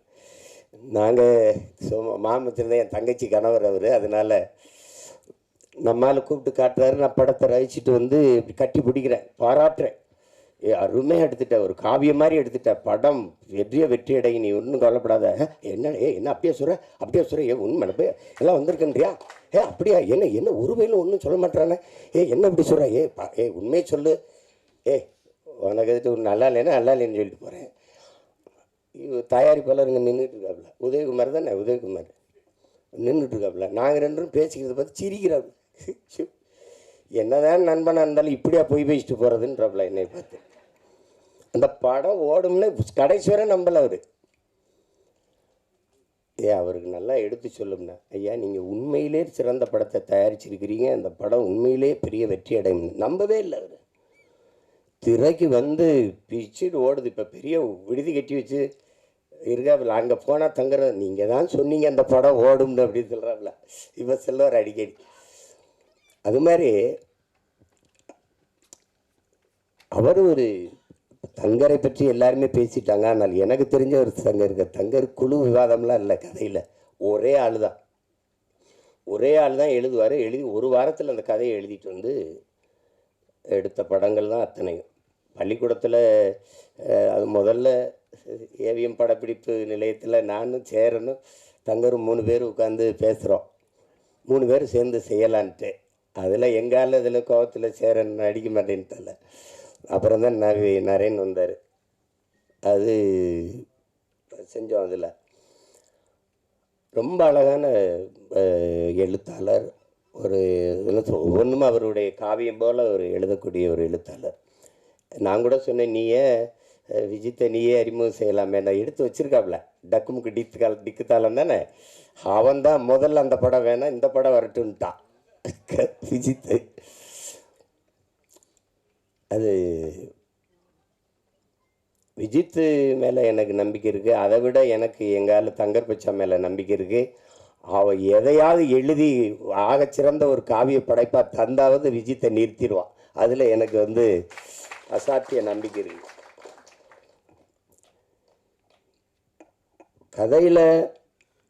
கதை என்ன சொல்ல வருதுன்னு அப்புறம் பார்ப்போம். ஆனால் விஜித் சொன்ன மாதிரி ஒரு நான் எதிர்பார்க்கல. சின்ன பிள்ளையிலேருந்து அரவிந்த் விஜித்தை நம்ம பார்க்குறோம். ஆனால் ஒரு அறிமுக படத்தில் இவ்வளோ பெரிய ஒரு கனத்த ஒரு கதாபாத்திரத்தை தூக்கி சுமக்கிற ஆற்றல் அப்படிங்கிறது ஒரு பெருசு தான். ஒவ்வொரு கட்டத்திலையும் அந்த உரையாடலை வெளிப்படுத்தி உச்சரித்து பேசி அவன் அந்த இதில் வெளிக்காட்டுறதுல நல்ல முதிர்ந்த ஒரு நடிகருக்கு இருக்கிற பல படங்களை நடித்து அனுபவம் பெற்ற ஒரு நடிகர் போல் அவன் அந்த உரையாடல் உச்சரிப்பு அதை நடை இதுகளெல்லாம் அவன் சிறப்பாக செஞ்சிட்டாப்புல. நான் கூட சொன்னேன், இதை ரொம்ப நல்லா பண்ணியிருக்கான் விஜித் அப்படின்னு. அந்த இதில் அவனுக்கு அந்த திரை அறிவு அவனுக்கு நல்லா உள்வாங்கிக்கிட்டான். அதனால் அதை எளிதாக வெளிப்படுத்திட்டாங்கிறத நான் உணர்ந்தேன். ஒளிப்பதிவு ரொம்ப சொன்ன மாதிரி தம்பி சுசீந்திரன் சொன்ன மாதிரி இந்த கேரளாவுக்குள்ளே வருகிற பகுதிகளெல்லாம் ரொம்ப ரொம்ப அழகியலாக எடுத்திருக்கா. அப்படி தினேஷ் மொத்த படமே ரொம்ப நல்லா பண்ணியிருந்தார். அது தேவையற்ற அவன் எடுத்தோன்னே சொல்லிட்டான். தம்பி கருப்பல்லையப்பட்டே வேலை செஞ்சுருக்காப்புல. அதே நேரம் எங்கள் அப்பா பாரதி ராஜாவுடைய பாலுமேந்திரா அவர்களுடைய திரைப்பட பயிற்சி கல்லூரியிலையும் படித்தேன்னு சொல்லும்போது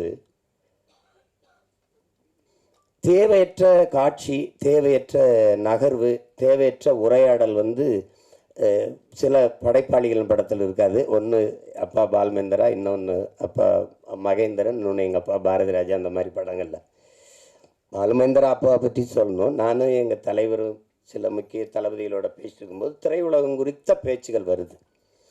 அந்த பேச்சுகள் வரும்போது ஒவ்வொரு படைப்பாளிகளை பற்றி பேசிட்டு வரும்போது பாலுமேந்திரா அப்பாவை பற்றி பேச்சு வரும்போது எல்லாரும் தான் கதை வசனங்கள் எழுதி படம் எடுக்கிறீங்க, ஏன் அவர் மாதிரி எடுக்க முடியலேன்ட்டு என்கிட்ட கேட்குறாங்க.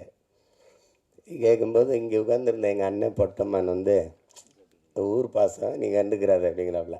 2 பேரும் ஒரே ஊர்னால ஊர் பாசத்தில் சொல்கிறாரு. ஆனால் உண்மையிலேயே அப்பா பாலுமேந்திரா படங்களையும் மகேந்திரன் ஐயா படங்களையும் நீங்கள் போட்டு பார்த்தீங்கன்னா இந்த உரையாடல் தேவையில்லை, இந்த காட்சி தேவையில்லாமல் இருக்குது, இந்த இடத்துல இந்த கருவி நகர்ந்திருக்க வேண்டாம் அப்படிலாம் நீங்கள் யாருமே வந்து குறை சொல்ல முடியாது. அவ்வளவு நேர்த்தியான படைப்பாளி. அந்த படைப்பாளியினுடைய பல்கலைக்கழகத்திலிருந்து சிவபிரகாஷ் வந்திருக்காங்கிறது இந்த படத்தை பார்க்கும்போது தெரிஞ்சது. நான் கூட தங்கட்ட சொன்னேன், தேவையற்ற பதிவு, காட்சி, உரையாடல் அப்படின்னு எதுவுமே இல்லை.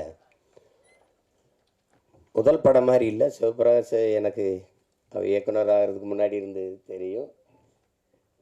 என்னுடைய பயணங்களில் ஒரு 4-5 ஆண்டுகள் என் கூடவே பயணித்து வந்த ஒரு தம்பி. அவர் தான் இந்த படத்தை இயக்கியிருக்காங்கிறது எனக்கு தெரியாது. அப்புறம் பின்னாடி தெரிஞ்சோன்னே ரொம்ப மகிழ்ச்சி எனக்கு அதில். அதே மாதிரி கதாநாயகன் நடித்த அந்த சாலி அவர்கள், அவங்க படத்தில் அவங்க மலையாளியாக நடித்ததுனால நானும் மலையாளி அப்படின்னு தான் நினச்சிட்டு இருந்தேன். ஆனால் நல்லா நடிச்சிருந்தாங்க. படத்தில் ஒரு கருவி இருந்து நம்மளை பதிவு பண்ணிக்கிட்டு இருக்கு, நம்ம நடிக்கிறத பதிவு பண்ணிக்கிட்டு இருக்குங்கிறது என்ன இல்லைனாவே அவன் சிறந்த கலைஞனாக ஆயிடுவான். அது தெரியுது. அது நம்ம என் தம்பி அருள்தாஸ் சொல்ல வேண்டியதில் ஒரு சிறந்த ஒளிப்பதிவாளர். அவன் செய்ய வந்த வேலை வேறு, இப்போ செஞ்சுக்கிட்டு இருக்க வேலை வேறு. இதில் 2 பேரும் மைம் கோயுமே வந்து என் தம்பி அருள்தாஸும் உண்மையான வாழ்க்கையில் ரொம்ப அநியாயத்துக்கு நல்லவங்க. திரையில் வந்து அநியாயத்துக்கு கெட்டவனாகவே நடிக்க வேண்டியது இருக்குது. அது ஒன்றும் பண்ண முடியாது. எனக்கு 2 தெரியும் எனக்கு ரொம்ப. அது மைம் கோம்பியை பார்த்தா புஷ்பாலெல்லாம் பயங்கர கொடூரமான ஆளாக நடிச்சிருக்காப்புல. அப்புறம் பார்த்தா கன்னடா படத்தில் நடிக்கிறோம். எந்த படம் எந்த தொலைக்காட்சி திருப்பினா நம்மால் இருக்காரு. நமக்கு ஒரு பெருமை. ஒளிப்பதிவு கருவி இல்லாமல் கூட போவாங்க. நம்மால் இல்லாமல் இன்னி போக முடியாது படப்பதிவுக்கு. அப்படி அந்த மாதிரி ஒரு பெருமை தான் நமக்கு. அது என் தம்பி அருள்தாஸ் கெட்டவனாலாம் நடிக்கும்போது கொஞ்சம் மனசு கஷ்டமாக தான் இருக்கும். இவன் ஏன்னா இதெல்லாம் நடிக்கிறான் அப்படின்னு. ஆனாலும் கலைன்னு வந்துட்டா என்ன இருக்குது, நடிக்கணும். அதில் ஒன்றும் இல்லை. சிறந்த நடிப்பை வெளிப்படுத்தியிருந்தாங்க 2 பேருமே. எனக்கு ரொம்ப பிடிச்சிருந்தது படத்தில். அதில் தம்பி வினோத் காவல்துறை அதிகாரியாக நடிச்சிருந்தார்.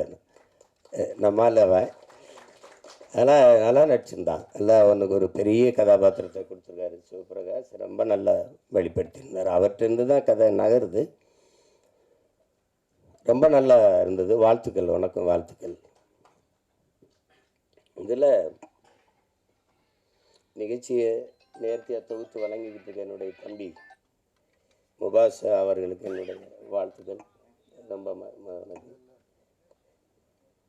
அதில் குறிப்பிட்டு சொல்ல வேண்டியது ஒளிப்பதிவு, அதுக்கப்புறம் அந்த உரையாடல். அது முருகேஷ் பாபு அவர்கள் ரொம்ப அருமையாக செஞ்சிருந்தார். இந்த உரையாடல் யாருன்னு நான் கேட்டேன்னா, துருத்தலை வெளியில் போய் எப்படி தேவையற்று பேசுகிறாங்க, வம்படியாக பேசுகிறாங்க அப்படின்னு இல்லாமல் கதாபாத்திரங்கள் அதனுடைய இயல்புக்கு அந்த உரையாடலை எழுதியிருந்தார். ரொம்ப அருமையாக இருந்தது. எல்லாருக்கும் என்னுடைய அன்பும் வாழ்த்துக்களும். இங்கே ஆகச்சிறந்த மேதை இருக்கார் எங்கள் கலை இயக்குனர்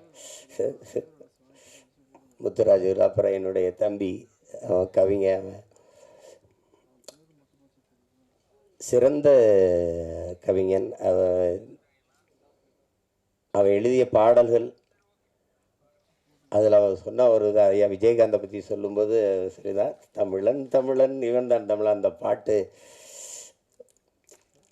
கொஞ்சம் வலியாக தான் இருந்தது. அவருடைய இறுதி ஊர்வலம் போகும்போது அந்த பாட்டை திருப்பி போடும்போது ரொம்ப இதாக இருந்தது. அவ்வளவு சிறந்த ஆற்றலாளர்கள்லாம் இங்கே இருக்கிறாங்க. என்னுடைய குரு, அவரை பற்றி நான் சொல்லணும். நாங்கள் பசும்பன் படத்துக்கு நான் கதையோசனம், எனக்கும் எங்கள் அப்பாவுக்கும் சண்டை வராத நேரங்களே இல்லை. அப்போ பஞ்சாயத்து செய்த பஞ்சாயத்துதார் அவர் தான். என்ன எழுதி கொடுத்தாலும் தாளை தூக்கி கீழே போட்டுருவாப்புல. சார் அது படிக்கிறதுலாம் கிடையாது அப்படின்ட்டு. நான் ஒன்றும் இல்லை, பதறதில்லை, எடுத்து பொறிக்க அப்படியே வச்சுருப்பேன், போய் உட்காந்துருவேன். எல்லோரும் பெரிய பெரிய நடிகர்கள், நான் நீண்டு பையன் ஒரு பேட செட்டு இரும்படிக்கிட்டு சிறப்பை உட்காந்துருப்பேன். திடீர்னு இந்த இடத்துல சித்ரா இங்கே சிவா ஒரு இது பண்ணணும், ராதிகா இங்கேருந்து வரணும், இங்கே ஒரு இது வேணும், எங்கே அந்த பையன். நான் எங்கேயாவது உட்காந்துருப்பேன் தேடி. சிஷியா இங்கே வா அப்படின்னு. இன்னும் என்ன உங்கள் அப்பா வந்து வசனம் கேட்குறாரு, இங்கே வாங்க. என்னப்பா வேணும்? இங்கே 2 பேரும் பேசணும். இந்த இருக்குப்பா. அப்போ அது இதாப்பா நீங்கள் கீழே சத்து முன்னாடி தூக்கி போட்டி இல்லைப்பா, அதான்ப்பா. ஐயோ, ஒரு தடவைலாம் அப்படி தூக்கி போட்டார். நான் கடைசியாக வெறும் இந்த இது தான் இருந்தது, அதை தூக்கி கீழே போட்டு நடந்து சென்னைக்கு கிளம்பிட்டேன். பொள்ளாச்சியிலேருந்து நடந்தே போகிறேன்ட்டு. திருப்பி வாட உங்கள் அப்பா பற்றி யாரா புது சண்டைக்கு இருந்தா என்ன நீ வா வா வா வா அப்படி கூட்டி போய் பல தடவை. அதுலேருந்து என்னுடைய குரு. இல்லைன்னா பாதி படத்துலேயே போயிருப்பேன் ஊருக்கு. அது சொன்ன மாதிரி, தம்பி சொன்ன மாதிரி திரை உலகத்தினுடைய என்ன சொல்ற களஞ்சியம்தான். எங்கள் ஐயா நடிகர் திலகம் ஒரு நடிப்பில் கலைக்களஞ்சியம்னா, இந்த ஆண்டு இந்த படம் இப்படி வந்தது, இந்த திரையரங்கில் வெளியிட்டாங்க, இது இத்தனை நாள் ஓடிச்சு, இதனால் இது ஓடிச்சு, இந்த பண்டிகையில் வெளியாச்சு, எல்லாமே அவருக்கு தெரியும். அவர் நினைவுக்குள்ளே இருக்குது. அவ்வளவு இங்கே இருக்கிற மூத்த இதழியலாளர்கள் எங்கள் ஐயா போன்றவர் இருக்காங்க. விழாவின் சிறப்பே நீங்கள் இவ்வளோ நேரம் இருக்கிற என் உறவுகள் எல்லாம் இவ்வளோ நேரம் அமைதியாக உட்கார்ந்து இருக்கிறீங்கன்னா அதுவே இந்த விழாவுக்கு பெருமை. அது இதை காட்சிப்படுத்தி மக்கள்கிட்ட கொண்டு போய் சேர்க்க இத்தனை ஊடகவியலாளர்களும் 10 மணி ஆகியும் இருக்கிறீங்க அப்படிங்கிறத பெரிய இது. அது எனக்கு பார்த்திங்கன்னா ஒரு நேரம் ஒரு ஊரில் இருக்கணும், ஒரு நேரம் ஒரு ஊரில் இருக்கணும். நேற்று எங்கேயோ இருந்து வந்தோடனே வா படம் பார்க்கன்னு கூப்பிட்டாப்புல, அங்கே போனேன். இன்றைக்கி நீதிமன்றத்தில் நிற்கணும், நின்றுட்டு 5 மணிக்கு வந்து இறங்கினேன். வா இங்கே பாட்டு வெளியிடணும்னு கூப்பிட்டாப்புல. வேற ஆளாக இருந்தால் போய் வேலை இருக்குன்னு சொல்லலாம், அவர்னா போன்றிருப்பேன். விஜித்துக்காக வர வேண்டியது இருக்குது. இவரெல்லாம் யார் பார்ப்பா? என் தங்கச்சிக்கு என் பிள்ளைகள் விஜித்து அரவிந்துக்காக பார்க்க வேண்டியிருக்கு. ரெண்டாவது எங்கள் தங்கர் சொன்ன மாதிரி நம்ம எல்லாருமே வெறுக்கிற இதுகள் இருக்குது, செயல்கள் இருக்குது. ஒன்று ஊழல், லஞ்சம். யாருக்கும் பிடிக்கலை, இந்த நாட்டில் யாருக்கும் பிடிக்கலை. ஆனால் ஒரு கேள்வி எழுது, யாருக்குமே ஊழல் லஞ்சம் பிடிக்கலையே, அப்போ யார் கொடுக்குறா, யார் வாங்குறா? சரிதானே? லட்சுமி ராமகிருஷ்ணன் இருக்காங்க, அவங்க தான் நியாயமான தீர்ப்பு சொல்லணும். ஏன்னா இல்லை, ஒரு கேள்வியை நம்ம இப்படி கேட்டு பார்ப்போம். உங்களுக்கு ஊழல் பிடிக்குமா? லஞ்சம் யாருக்காவது பிடிக்குமா? தங்கச்சி உங்களுக்கு பிடிக்க யாருக்கும் பிடிக்காது.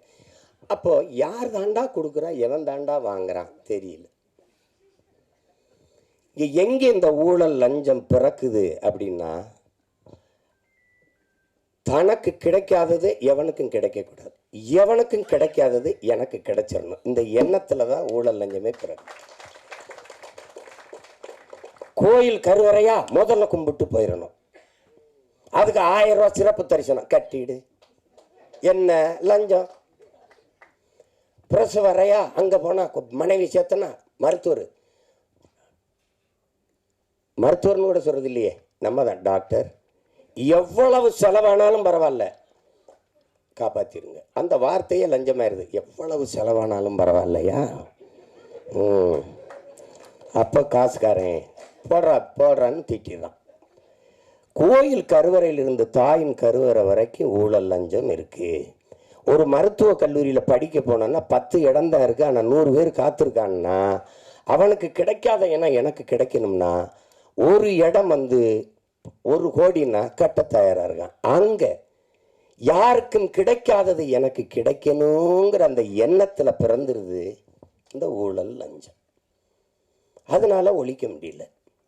அதே மாதிரி தான் இந்த சமூகத்தின் மிக கொடிய நோய். இன்னைக்கு நேரத்தில் கதாநாயகி விட பாடினாங்க, நம் பாட்டன் பாரதி பாடினது. பாரதி ஒன்று, இந்த சமூக கட்டமைப்பின்படி அவன் தாழ்ந்தவனோ அவன் தாழ்த்தப்பட்டவனோ அப்படி கிடையாது. அவன் உலகத்தில் அவனை மாதிரி ஒருத்தன் ஒரு மகன் இந்த மண்ணில் பிறந்திருக்கான்னா நீங்கள் எவனுமே இருக்க முடியாது.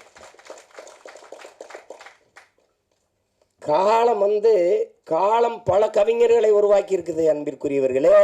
காலத்தை உருவாக்கிய ஒரு பாவலன் உண்டென்றால் உலகத்தில் நம் பாட்டன் பாரதி தான்.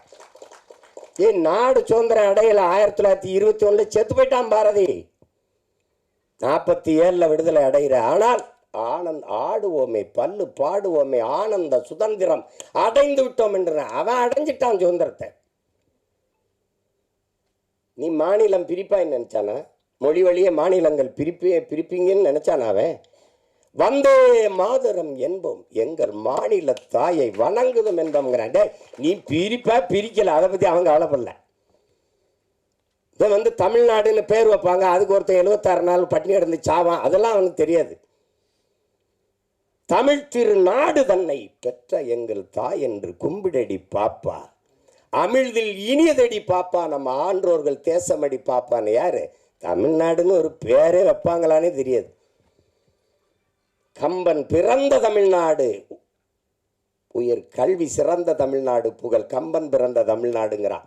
வள்ளுவன் தன்னை உலகினுக்கே தந்து வான்புகள் கொண்ட தமிழ்நாடு, நெஞ்சை அல்லும் சிலப்பதிகாரம் எனும் மணி ஆரம் படைத்த தமிழ்நாடு தமிழ்நாடு தமிழ்நாடு பாடி தள்ளிட்டான். எப்ப தமிழ்நாடுன்னு பேர் வைப்பாங்களான்னு தெரியாது. அவ்வளோ பெரிய அறிஞ. அக்கரகாரத்தில் கழுதை வரக்கூடாது, கழுதையை கையில் தூக்கிட்டு நடந்துட்டாப்புல. இந்த பாரதி படத்தில் பார்த்தீங்கன்னா தெரியுமே. மதம் மாத்துறது நீ பார்த்துருக்கா? உலகத்தில் சாதி மாத்தின ஒரே மகான் பாரதி தான். கனகலிங்கத்தை கூப்பிட்டு மீதி அடுத்து போட்டு பூணூலில் போட்டு இன்னையிலிருந்து நீ பறையன் இல்லை ஐயன். யாரா? சுப்பிரமணிய பாரதி பண்ணான்னு சொல்கிறா. போடா. அப்படி ஒரு ஆள் நம்ம ஆள். அவன் சொல்கிறான், அவன் மனசுக்குள்ளே எம்பிட்டு வழி இருந்தா, சாதிகள் இல்லையடி பாப்பா குல தாழ்ச்சி உயர்ச்சி சொல்லல் பாவம் நீதி உயர்ந்த மதி கல்வி அன்பு நிறைய உடையோர்கள் மேலோர்ன்றான். அதுக்கு முன்னாடி ஒரு கிளவி வர்ற, அறிவு மூதாட்டி வர்றா. சாதி இரண்டொழிய வேறில்லை சாற்றுங்கால் நீதி வலுவா நெறிமுறை. சாதி இரண்டுன்னா நம்மால் என்ன பண்ணுறான்? ஆஞ்சாதி பொஞ்சாதி. அது இல்லை சாதியே, அது இல்லை. ஆண்பால் பெண்பால், அது பாலியல் வேறுபாடு. அதில் அது சாதி இல்லை. ஆண் ஜாதி பெண் ஜாதின்னு கிடையாது, பாலியல் வேற்றுமை. அது அவ சொல்கிற சாதி இட்டார் பெரியோர் இடாதார் இழிகுலத்தோர்ன்ட்டான். கொடுக்கிறவன் உயர்ந்த சாதி, தனக்கென்று பதுக்கி ஒதுக்குற கஞ்ச பிசுனா இருக்கான் அவன் தாண்ட இழி மகன் கீழ் சாதின்ட்டான். எல்லாரும் பாடி போகிறான். பாரதிக்கு பின்னாடி எங்களுக்கு ஒரு தாத்தன் வரான், புரட்சி பாவலன். அவன் இருட்டறையில் உள்ளதாடா உலகம்ங்கிறான். இருட்டறையில் உள்ளதாடா உலகம், சாதி இருக்கின்றது என்பானும் இருக்கின்றானேங்கிறான். தமிழுக்கு அமுதென்று பேர், அந்த தமிழ் இன்பத்தமிழ் எங்கள் உயிருக்கு நேர்னு பாடின அவன், தமிழ் என் உயிருக்கு நேர்னு பாடின அவன், தமிழ் வளர்த்தல் ஒன்று சாதி ஒழித்தல் மற்றொன்றுன்னு பாடல. சாதி ஒழித்தல் ஒன்று, நல்ல தமிழ் வளர்த்தல் மற்றொன்றுனா. முதல்ல சாதியை ஒழிடாங்கிறான். சாதிய ஒளி. எல்லாரும் சமநிலை சமூகம் படைக்க தான் போராடுறான். அங்க சித்தரு புத்தரு ஞானி யோகி மகான் எல்லா காலங்களையும் சாதிக்கு எதிரான குரல், சாதிக்கு எதிரான கருத்து, சாதிக்கு எதிரான கட்டுரை, சாதிக்கு எதிரான பாட்டு, சிந்தனை, போராட்டம். ஆனாலும் இந்த சாதி சாக மாட்டேங்குது. அதே தான் சொன்னான், எல்லாரையும் சாகடிக்கிற சாதியே உனக்கு ஒரு சாவு வராதா? அதானே எல்லாரும் பாடினான். இந்த தலைமுறையில் எங்கள் விஜித்து சிவபிரகாச அவன் பங்குக்கு ஒரு நெற்பள்ளி போடுறான் இந்த சாதியை கொளுத்துறது. சாதிங்கிறத ஒரு கொடிய சமூக நோயாக இருக்குது, கொரோனாவை விட பெரிய கொடிய நோய். சாதி என்ன செய்யுது? உலகத்திலே புனிதமான ஒன்று இருக்குங்க, அன்பு, அதை கொன்றுதுங்க. உலகத்திலே நீங்கள் இந்த மானுடன் ஒரு அளப்பெரிய ஆயுதங்களை கண்டுபிடிக்கிறாங்க மனுஷன் அழிச்சு கொள்றதுக்கு. இந்த எல்லா ஆயுதங்களையும் அழிக்கக்கூடிய ஒரு ஆற்றல் இருக்குன்னா அது அன்புக்கு தான் இருக்கு. அன்பு என்ன செஞ்சிரும்னு பாருங்க. அமெரிக்க அதிபர் இந்தியாவுக்குள்ள வந்தால் கடவுச்சீட்டு வீசா அனுமதி வேணும். இந்திய நாட்டின் முதன்மை அமைச்சர் ஐயா மோடி அமெரிக்கா ரஷ்யா போனால் அவர் கடவுச்சீட்டை காட்டணும், அனுமதி உள்நுழைவு அனுமதி வேணும், வீசா அனுமதி உள்நுழைவு அனுமதி வேணும். ஆனால் ஒன்றுமே இல்லைங்க. இதில் ஒருத்தி ஒன்றுமே இல்லை. அன்னை தெரேசான்னு ஒருத்தி ஒன்றுமே இல்லை. அவளுக்கு ஒன்றுமே கிடையாது. அவள் எந்த பதவிகளெல்லாம் ஒன்றும் இல்லை. பாருங்க, எல்லா நாடுகள்லையும் பணி செஞ்சு வந்து இந்தியாவில் தங்கிட்டா. அவளுடைய சேவை நிறைய தேவை இந்த நாட்டுக்கு இருந்துட்டா. அப்போ உலக நாடுகள் அந்த அன்பு தாயை பார்த்து சொல்லுது, அவளுக்கு கடவு சீட்டு இல்லை, உள்நுழைவு அனுமதி இல்லை, வீசா இல்லை. எந்த நாட்டுக்கு வேணாலும் நீ வா தாயே, உனக்கு எங்கே தங்கணும்னு விருப்பமோ அங்கே நீ தங்கிக்கலாம், எந்த இடத்துல நீ குடியேற நினைக்கிறியோ அங்கே குடியேறிக்கலாம்னு உலகம் இருகரமும் விரித்து அந்த தாயை வரவேற்றதென்றால் உலகத்தை தன் அன்பால் சுருக்கி விட்டா ஒரு மனுஷி. அந்த அந்த மதம் சாதி எல்லாம் பேசிட்டுக்கிறானா, எல்லாவற்றிலும் புனிதம் ஒன்று இருக்குது, மனிதம். அந்த மனிதத்தை கொன்றுது. ஆகச்சிறந்த ஒன்று அன்பு, அதை கொன்றுது இந்த சாதி. சாதி மதம் நீங்கள் என்ன சாதாரண நினைக்கிறீங்களா? கல் சாராயம், இந்த கஞ்சா அவினு கொட்கைன்னு இந்த இதெல்லாம் இருக்குல்ல, அது போட்டால் தான் புதையிறோம். சாதியும் மதமும் சொன்னால் ஏறிடும்ன்றான். இந்த மார்க்ஸை விடவா ஒரு மேதை இருக்கான் அந்த நாட்டில். 2000 ஆண்டுகளில் இவனை போல ஒரு சிந்தனையால் இன்னும் பிறக்கலைன்றான். அவனே சொல்கிறான் மதம் ஒரு அப்படின்னு சொன்னா ஏறிடுன்றான். மற்ற போதையெல்லாம் படுத்து தூங்கினா இறங்கிரும். சாதி மத போதை ஏறிச்சுன்னா செத்து பாடையில் போனாலும் ஏறாது. ஏன்னா தனி சுடுகாடு அவனுக்கு. செத்தாலும் ஆறுமுக கவுண்டர் சுப்பிரமணிய நாடார்னு எழுதி வைப்பானா இல்லையா கல்லறையில்? செத்தாலும் போகாது. இந்த சாதி ஒரு சமூக நோய். குறிப்பாக எங்களுக்கு தமிழ் தேசியர்களுக்கு வந்து பெருநோய். இந்த மண்ணில் பிறந்த ஒரு பெரிய புரட்சியாளன் எங்களுடைய அண்ணன் தமிழரசன் அவர்கள் எழுதுகிற, டேய் சாதி மதம் சாராயம் இது 3 வந்து தமிழ் தேசிய அரசியலின் மிகப்பெரிய பகைவங்கிறது. மது மதம் சாதி போதை இருக்க பெரிய கொடிய நோய்டாங்கிறது. அது என்ன சொல்ல, இப்போ தேர்தலில் நம்ம வேலை செஞ்சு போவேன் எல்லாம் சரின்னு விடும், என்னதானாலும் நம்ம சாதியை விட்டு கொடுக்க முடியாதுலன்றான். அவனுக்கு மொழி செத்துச்சு கவலைப்பட மாட்டான், அவனுக்கு இனம் செத்துருச்சு கவலைப்பட மாட்டான், ஆறு செத்துருச்சு கவலைப்பட மாட்டான், மலை களவு போகுது கவலைப்பட மாட்டான், வளம் திருடு போகுது கவலைப்பட மாட்டான், உரிமை பறி போகுது கவலைப்பட மாட்டான். எது செத்தாலும் சரி, தன் சாதி செத்துறக்கூடாது.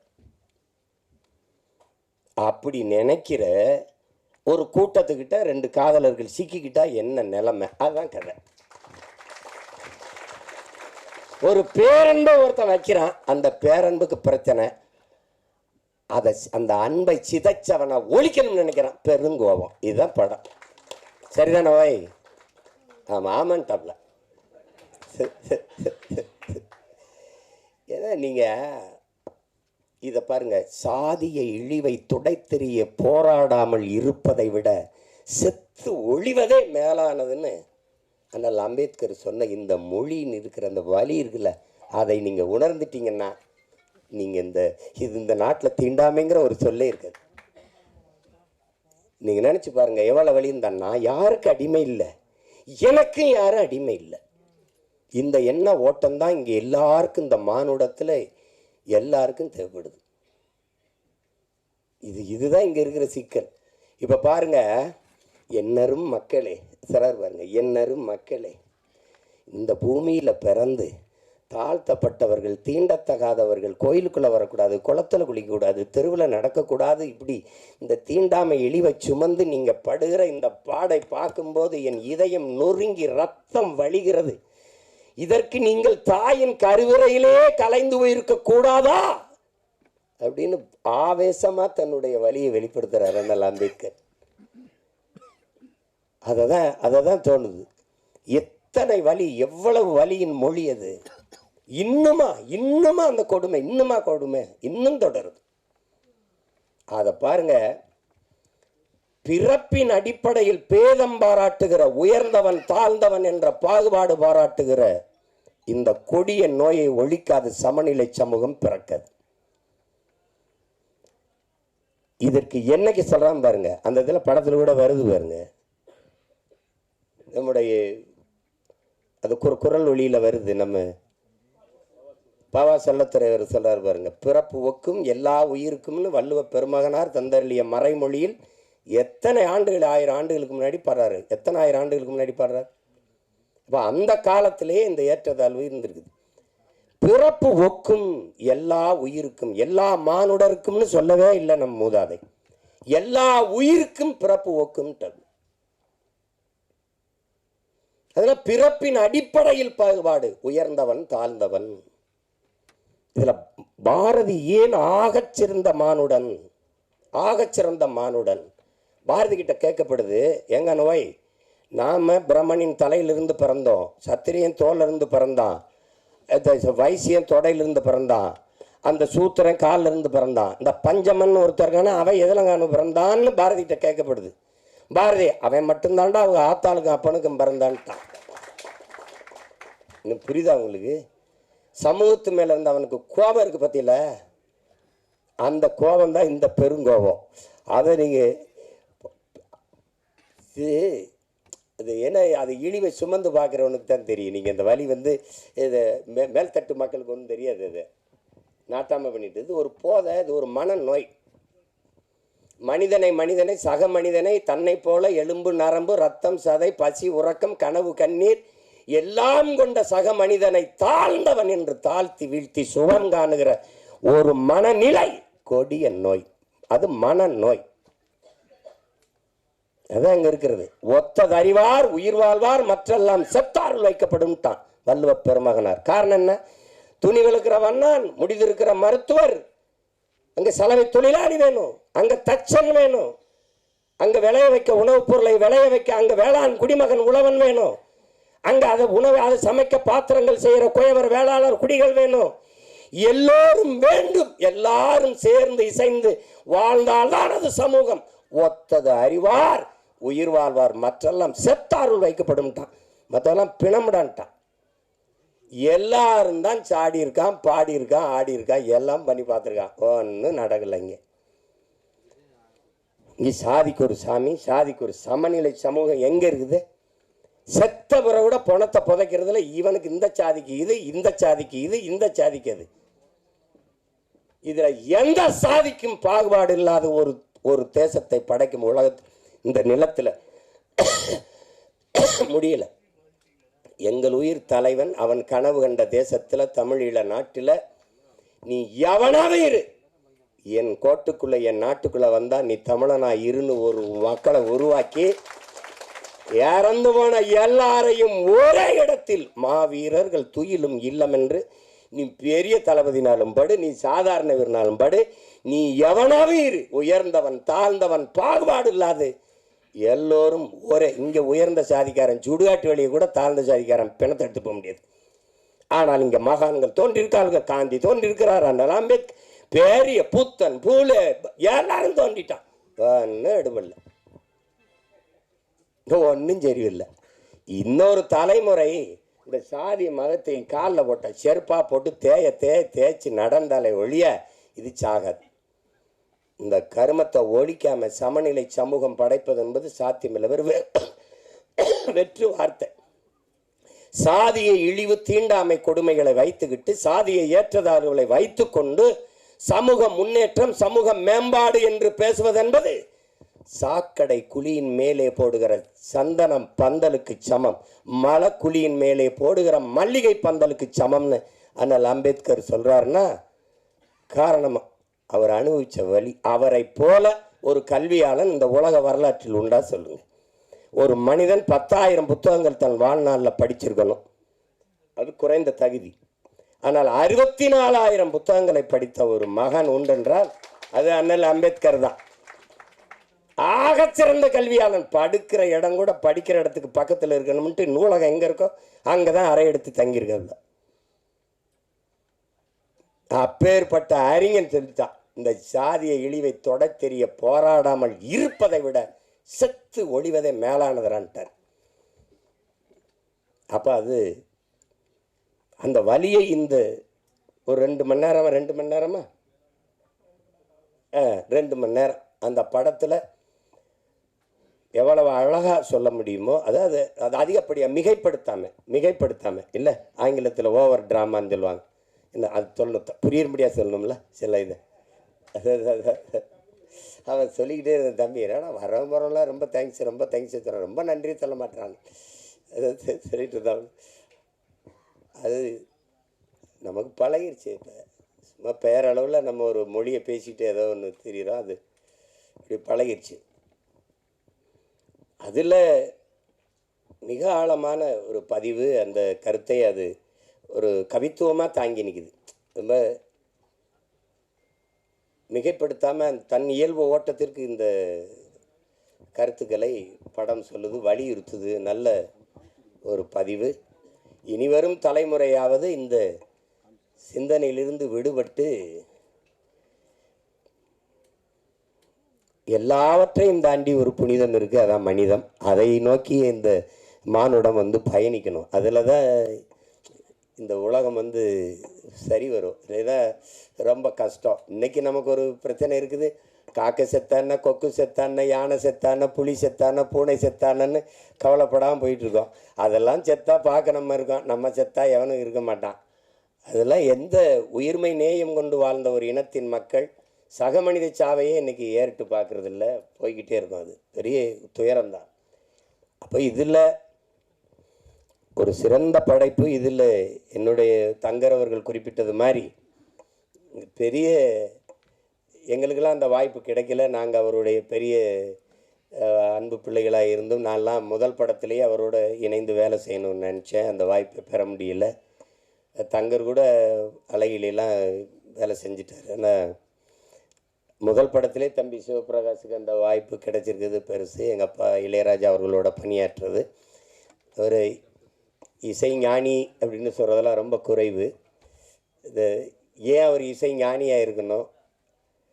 அறிவு என்பது அறிவது, ஞானம் என்பது உணர்வது. இசையை அறிய முடியாது, உணரணும். அதனால் அவரை இசை ஞானி என்று ஐயா கருணாநிதி அவர்கள் வச்சு அழைச்சதுனால அது இசை ஞானின்னு வந்துட்டது. அதையும் தாண்டி அவரை சொல்லணும்னா அவர் இசை இறைவன், இசை அமைப்பது இசையமைப்பாளர், இசையை அருளுவது. ஒரு இறைவன்கிட்ட போய் என்ன வேணாலும் கேட்பான் பாருங்கள். இந்த தேர்வில் நான் வெற்றி பெற்றணும், எனக்கு அதிக மதிப்பெண்களை கொடுத்துரு, எனக்கு கை காலுக்கு நல்ல சுகத்தை கொடுத்துரு, எனக்கு நிறைய மூளையை கொடுத்துரு, எல்லாம் என்ன கேட்டாலும் கொடுத்துருன்னு நினைக்கிறான் பாருங்க. அப்படி கொடுக்கும்னு நம்பிக்கை உள்ள ஒன்றுக்கு பேர் இறை என்று வச்சோம். நீ என்ன வேணாலும் கேளுங்க, தந்துடும்.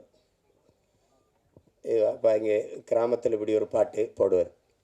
நீங்கள் வேணால் பாருங்கள், உலகத்தில் இப்படி ஒரு இசை அறிவு கொண்ட, இசை ஆற்றல் கொண்ட ஒரு மேதை, பீத்தவான், பால்மரியட்டு, மோசாட்டு எல்லாம் சொல்லுவாங்க. கொண்டு வந்து எங்கள் ஊர் படத்துக்கு ஒரு 2 மணி நேரம் பின்னணி இசை வாசின்னு சொல்லுங்கள், தெரிஞ்சிடும் யாரும் பெரிய மேதைன்னு.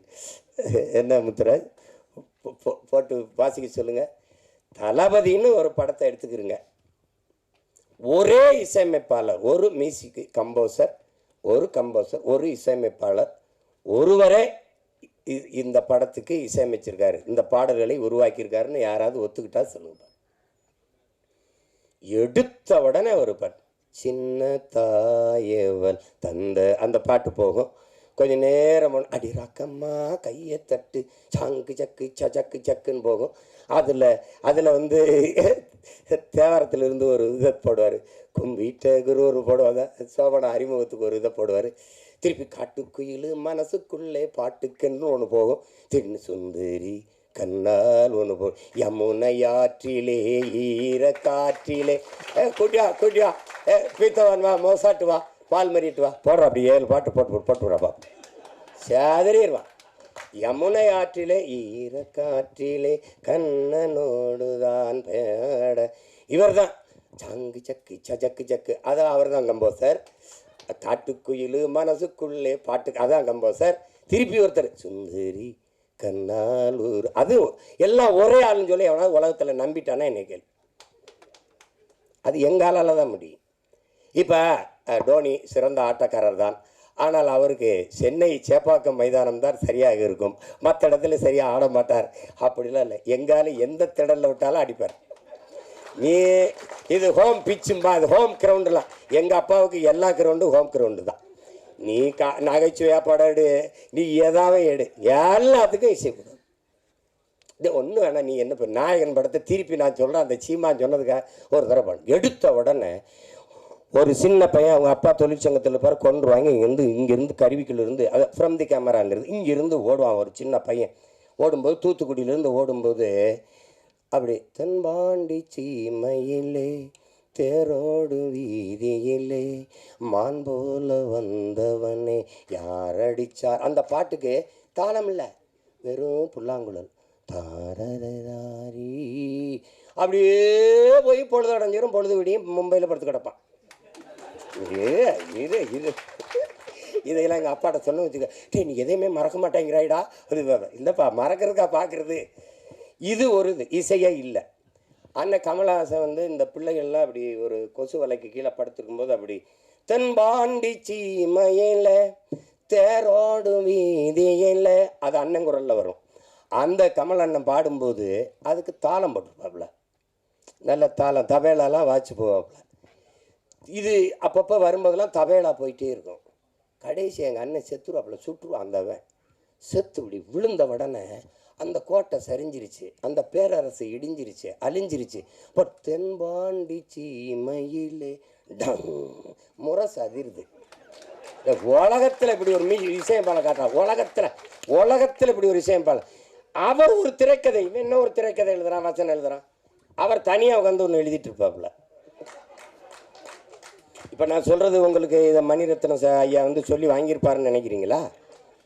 இந்த இடத்துல தவேலா போடுங்க, இந்த இடத்துல வெறும் புல்லாங்குழல்லே போங்க, அங்கே வந்து அவர் இறந்துட்டார், அவ்வளோதான், கோட்டையே சரிஞ்சு விழுந்துருச்சு. அப்போ முரசு அதிர்தான், தென்பாண்டி சீமையிலே டம் தேரோடு வீதியிலே டம். இந்த மாதிரி இங்கே போய் பாருங்க. அவர் சொல்கிறதுக்கு என்ன இருக்கு, எத்தனாயிரம் பாட்டு ஒவ்வொன்றும் அப்படி தான். இதுதான் எங்கள் இளையராஜா. அதனால தான் இசை இறைவன், இசையை அருள்வார். இன்றைக்கெல்லாம் ஒரு என்ன நடக்குது, பாட்டுக்கு மெட்டம் வச்சுக்கிட்டு இருக்கோம். அது ஆங்கிலத்தில் கம்போசிங். 4 மாதம் 3 மாதம் 6 மாதம் அது வந்து வரும்போது வரும். எங்கள் தங்கருக்கு விஜித்துன்னு பேர் வந்த மாதிரி வரணும், ஒரு மெட்டு வரணும் இல்லையா, அப்படி வரணும். ஆனால் எங்கால் எப்படி தெரியும்ல, இங்கே இருங்க, காலையில் ஒரு பாடல் மாலையில் ஒரு பாடல் பதிவு பண்ணி அனுப்பிடுவோம்ல. இப்போ சின்ன தம்பி பாடல்லாம் எவ்வளோ புகழ்பெற்ற வெற்றி பாட்டு, எவ்வளோ நேரத்தில் இசையமைச்சு மெட்ட அமைச்சிருப்பாருன்னு நினைக்கிறீங்க? அரை மணி நேரம் தான், அரை மணி நேரம் தான். அடுத்தாலாம் சொல்கிறதுக்கு இல்லை, நான் தான் இருந்திருக்கேன். நான் எங்கள் அப்பா மணிவண்ணனுடைய இணை இயக்குனர், அவர்கிட்ட பெட்டி வச்சுக்கிட்டு நின்றுக்கிட்டு இருந்தேன் நான். அவர் நின்றுக்கிட்டே இருந்தேன், அவர் கண்டுக்கலை.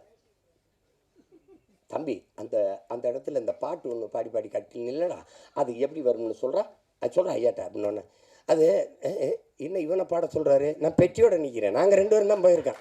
அவர் சொல்கிற என்னது யார், என்னோட எங்கள் அப்பா சொல்கிறார் அசோசியேட் டைரக்டர். நான் ப்ரொடக்ஷன் மேனேஜர் நினச்சேன். அப்படியா, சரி பெட்டி உட்கார், பாடு கேட்டு. நான் ஒரு பாட்டு பாடுறேன், கண்ணில் ஏதோ மின்னல் அடிச்சு, அது எப்படி அந்த இடத்துக்கு சரியாக வரும்? நான் ஒன்று போடுறேன், இரு, நான் போடுறேன். இந்த பாருங்க, நீங்கள்லாம் நம்புங்க ஏங்க, என் குலதெய்வ வீரகாமாகாளி ஆணையாக சொல்கிறேங்க, சத்தியமாக இந்த பாருங்க, இப்படி போடுறாப்புலுங்க, இவ்வளோதாங்க. இந்த கை இங்கே போயிருக்கு, கை இப்படி அமுக்காது. மயில் இறகால வருடுன்னு அப்படி இருக்கும், அப்படி மெதுவாக அப்படி வருடும் அப்படிங்க.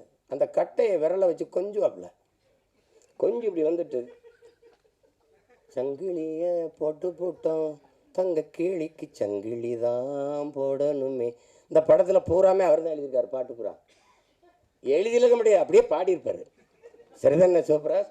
அப்படியே பாடுவாருங்க. டாடா டாடடி டாடா டடடா டடிடா டடிடாடா டாடாடாடி டாடாடா தந்தாரதாரா தன்னனா. அந்த தன்னனால தான் இளையராஜா.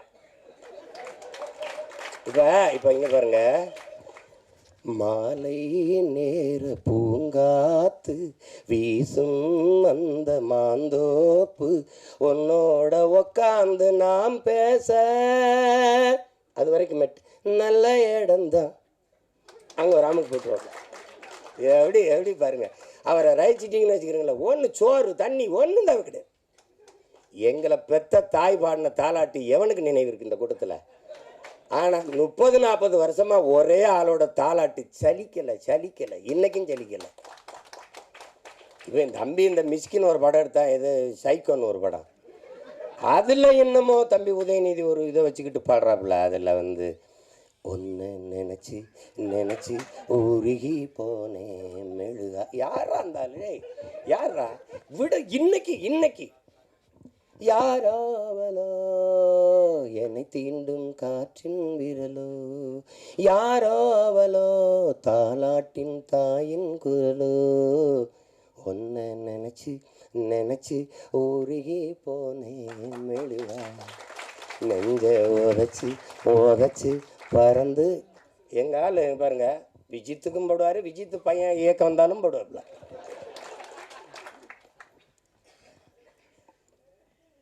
அது வந்து வரும். எப்போவாது அரிதான அவதாரங்கள், எப்படி இலக்கிய உலகில் பாரதி வந்தானோ அது மாதிரி இசை உலகில் எங்கள் அப்பா இளையராஜா, அது ஒரு வரம். அதனால் இசை இறைவனின் ஆசி பெற்ற ஒரு படம் இது. அதனால் இது ஒரு மாபெரும் வெற்றி அடையணும். நான் வந்து உளமாற வாழ்த்த வந்திருக்கேன். நான் வந்து இது ஏன்னா எங்கள் விஜித்தோட படங்கிறதுனால, தங்கர படம் எடுத்து கூப்பிட்டா போய வேலை இருக்குது எனக்குன்னு போயிருப்பேன். அது அவர் தெரியும். சிரமம்தான். இப்போ போய் 3 நாள் ஆச்சு இப்படி சுற்றிட்டு திரிஞ்சு, காலையில் இன்னும் ஓடணும். அது ஆனாலும் இந்த இந்த விழாவும் இந்த நிகழ்வும் எனக்கு ரொம்ப முக்கியமானது. எனக்கு ரொம்ப முக்கியமானது. அது நான் வந்து அரவிந்து தான், எங்கள் அரவிந்து அவன் தான் இந்த வேலையை செய்ய ஆரம்பிப்பான்னு நினச்சேன் நான். ஆனால் விஜித் வந்திருக்கேன். எனக்கு நான் இவ்வளவு விஜித்திட்ட எதிர்பார்க்கல. ஒரு முதிர்ந்த நடி எங்கள் அண்ணன் சந்திரசேகர் இருக்காங்க. அவங்க வந்து அந்த பாலைவனச்சோலையில் நடித்த போது அவ்வளவு இதாக இருக்கும். அந்த உரையாடலை வெளிப்படுத்துகிற ஆற்றல், அந்த இதெல்லாம் உடல் மொழியெல்லாம் ரொம்ப மென்மையாக அதை மாதிரி நடிச்சிருக்கான். அது முதல் படம்னு சொல்ல முடியாத அளவுக்கு நடிச்சிருக்கான் விஜித்து. பாராட்டுகள். அதில் ரொம்ப பெருமைக்குரிய ஒரு நிகழ்வு. இதில் நீங்கள் விஜித்தை பாராட்டுவது தங்கரை பாராட்டுவதும் தான், என்னை பாராட்டுவதும் தான், இங்கே இருக்கிற ஒவ்வொருத்தரையும் பாராட்டுவதும் தான். இருந்தாலும் இது அவனுக்கு ஒரு தொடக்கம். தேவயானி அவர்கள் சொன்னது போல் உன்னுடைய தனித்திறமையில் தான் நீ வெல்லணும். அது முக்கியம். யாருக்குமே வந்து அந்த புகழுங்கிறது ஒரு முகவரி அட்டை போல் பயன்படும். ஆனால் நீங்கள் செய்கிற வேலையினுடைய ஆற்றலை பொறுத்து தான் நீங்கள் நிலைத்திருக்க போறீங்களா இல்லையாங்கிறது நிரூபிக்கப்படுது. இப்போ அண்ணன் சிவகுமாருடைய பிள்ளைகள் தம்பி சூர்யாவும் கார்த்திக் வந்தாங்கன்னா, சிவகுமாரண்ணன் மகன்கள்ங்கிறது ஒரு அறிமுகத்துக்கு சரியாக இருந்தது. தன் ஆற்றலால் நிரூபித்தாங்க. அது மாதிரி தான் எங்கள் அப்பா என்ன தான் எஸ்ஏசி அவர்கள் அவனை அறிமுகப்படுத்தலான்னு தம்பி விஜயை தன்னுடைய தனித்த ஆற்றலால் இன்னைக்கு இவ்வளோ பெரிய புகழ்பெற்ற ஒரு இடத்துக்கு வந்திருக்காருன்னா உழைப்பு. எப்படி பார்த்தாலும் உடன் பிறந்தார்களே, வெற்றிக்கு ஒரே ஒரு வாய்ப்பு தான் இருக்குது, கடுமையான உழைப்பு. அதை தவிர எல்லா வேதனைக்கும் ஒரே ஒரு மருந்து தான் சாதனை. சாதனையை எப்படி தொட முடியும்? வெற்றியின் மூலமாக. வெற்றியை எப்படி அடைய முடியும்? கடுமையான உழைப்பின் மூலமாக. அதனால் உழைப்பு உழைப்பு உழைப்பு, அதை தவிர ஒன்றும் கிடையாது. இந்த பேரன்பும் பெருங்கோபத்துக்கு உங்கள் எல்லாருக்கும் எளிய உதாரணம் சேகுவேரா. அவங்களுக்கு தெரியும், கியூபா விடுதலை புரட்சியாளர். பசியோடு இருந்தார்கள் மக்கள், உணவளித்தேன், மனிதாபிமானி என்றார்கள். அது அவனுடைய பேரன்பு. ஏன் இவர்களுக்கு உணவு கிடைக்கவில்லை என்றேன், என்னை கம்யூனிஸ்ட் என்றார்கள் தான். அது மாதிரி அந்த உணவு ஏன் கிடைக்கவில்லை என்ற கேள்வி எழுப்பின கோபம்தான். அது உணவு அளித்தது பெரும் பேரன்பு. அவர்களுக்கு ஏன் உணவு கிடைக்கவில்லை என்று கேள்வி எழுப்பியது பெருங்கோபம். அதுதான் இந்த சமூகத்தை பார்த்து இந்த படம் பல கேள்விகளை எழுப்புது. எத்தனை காலத்துக்குடா இந்த சாதி சனியனை வச்சு எங்களை சாகடிப்பீங்கன்னு அன்பு கொண்ட நெஞ்சங்கள் கெஞ்சுது. அதுதான் படம். தயவு செய்து படத்தை பார்த்து ஆதரவு கொடுங்க. ஊடகவியலாளர்கள்லாம், ஐயா ரஜினிகாந்த் படம் வந்தால் எப்படி எழுதுவீங்களோ, தம்பி விஜய் படம் வந்தால் எப்படி எழுதுவீங்களோ, அதுபோல் இது படம் புதியவர்களை வரவேற்கணும். அது இல்லைன்னா புதிதான ஒன்று எதுவும் வராது.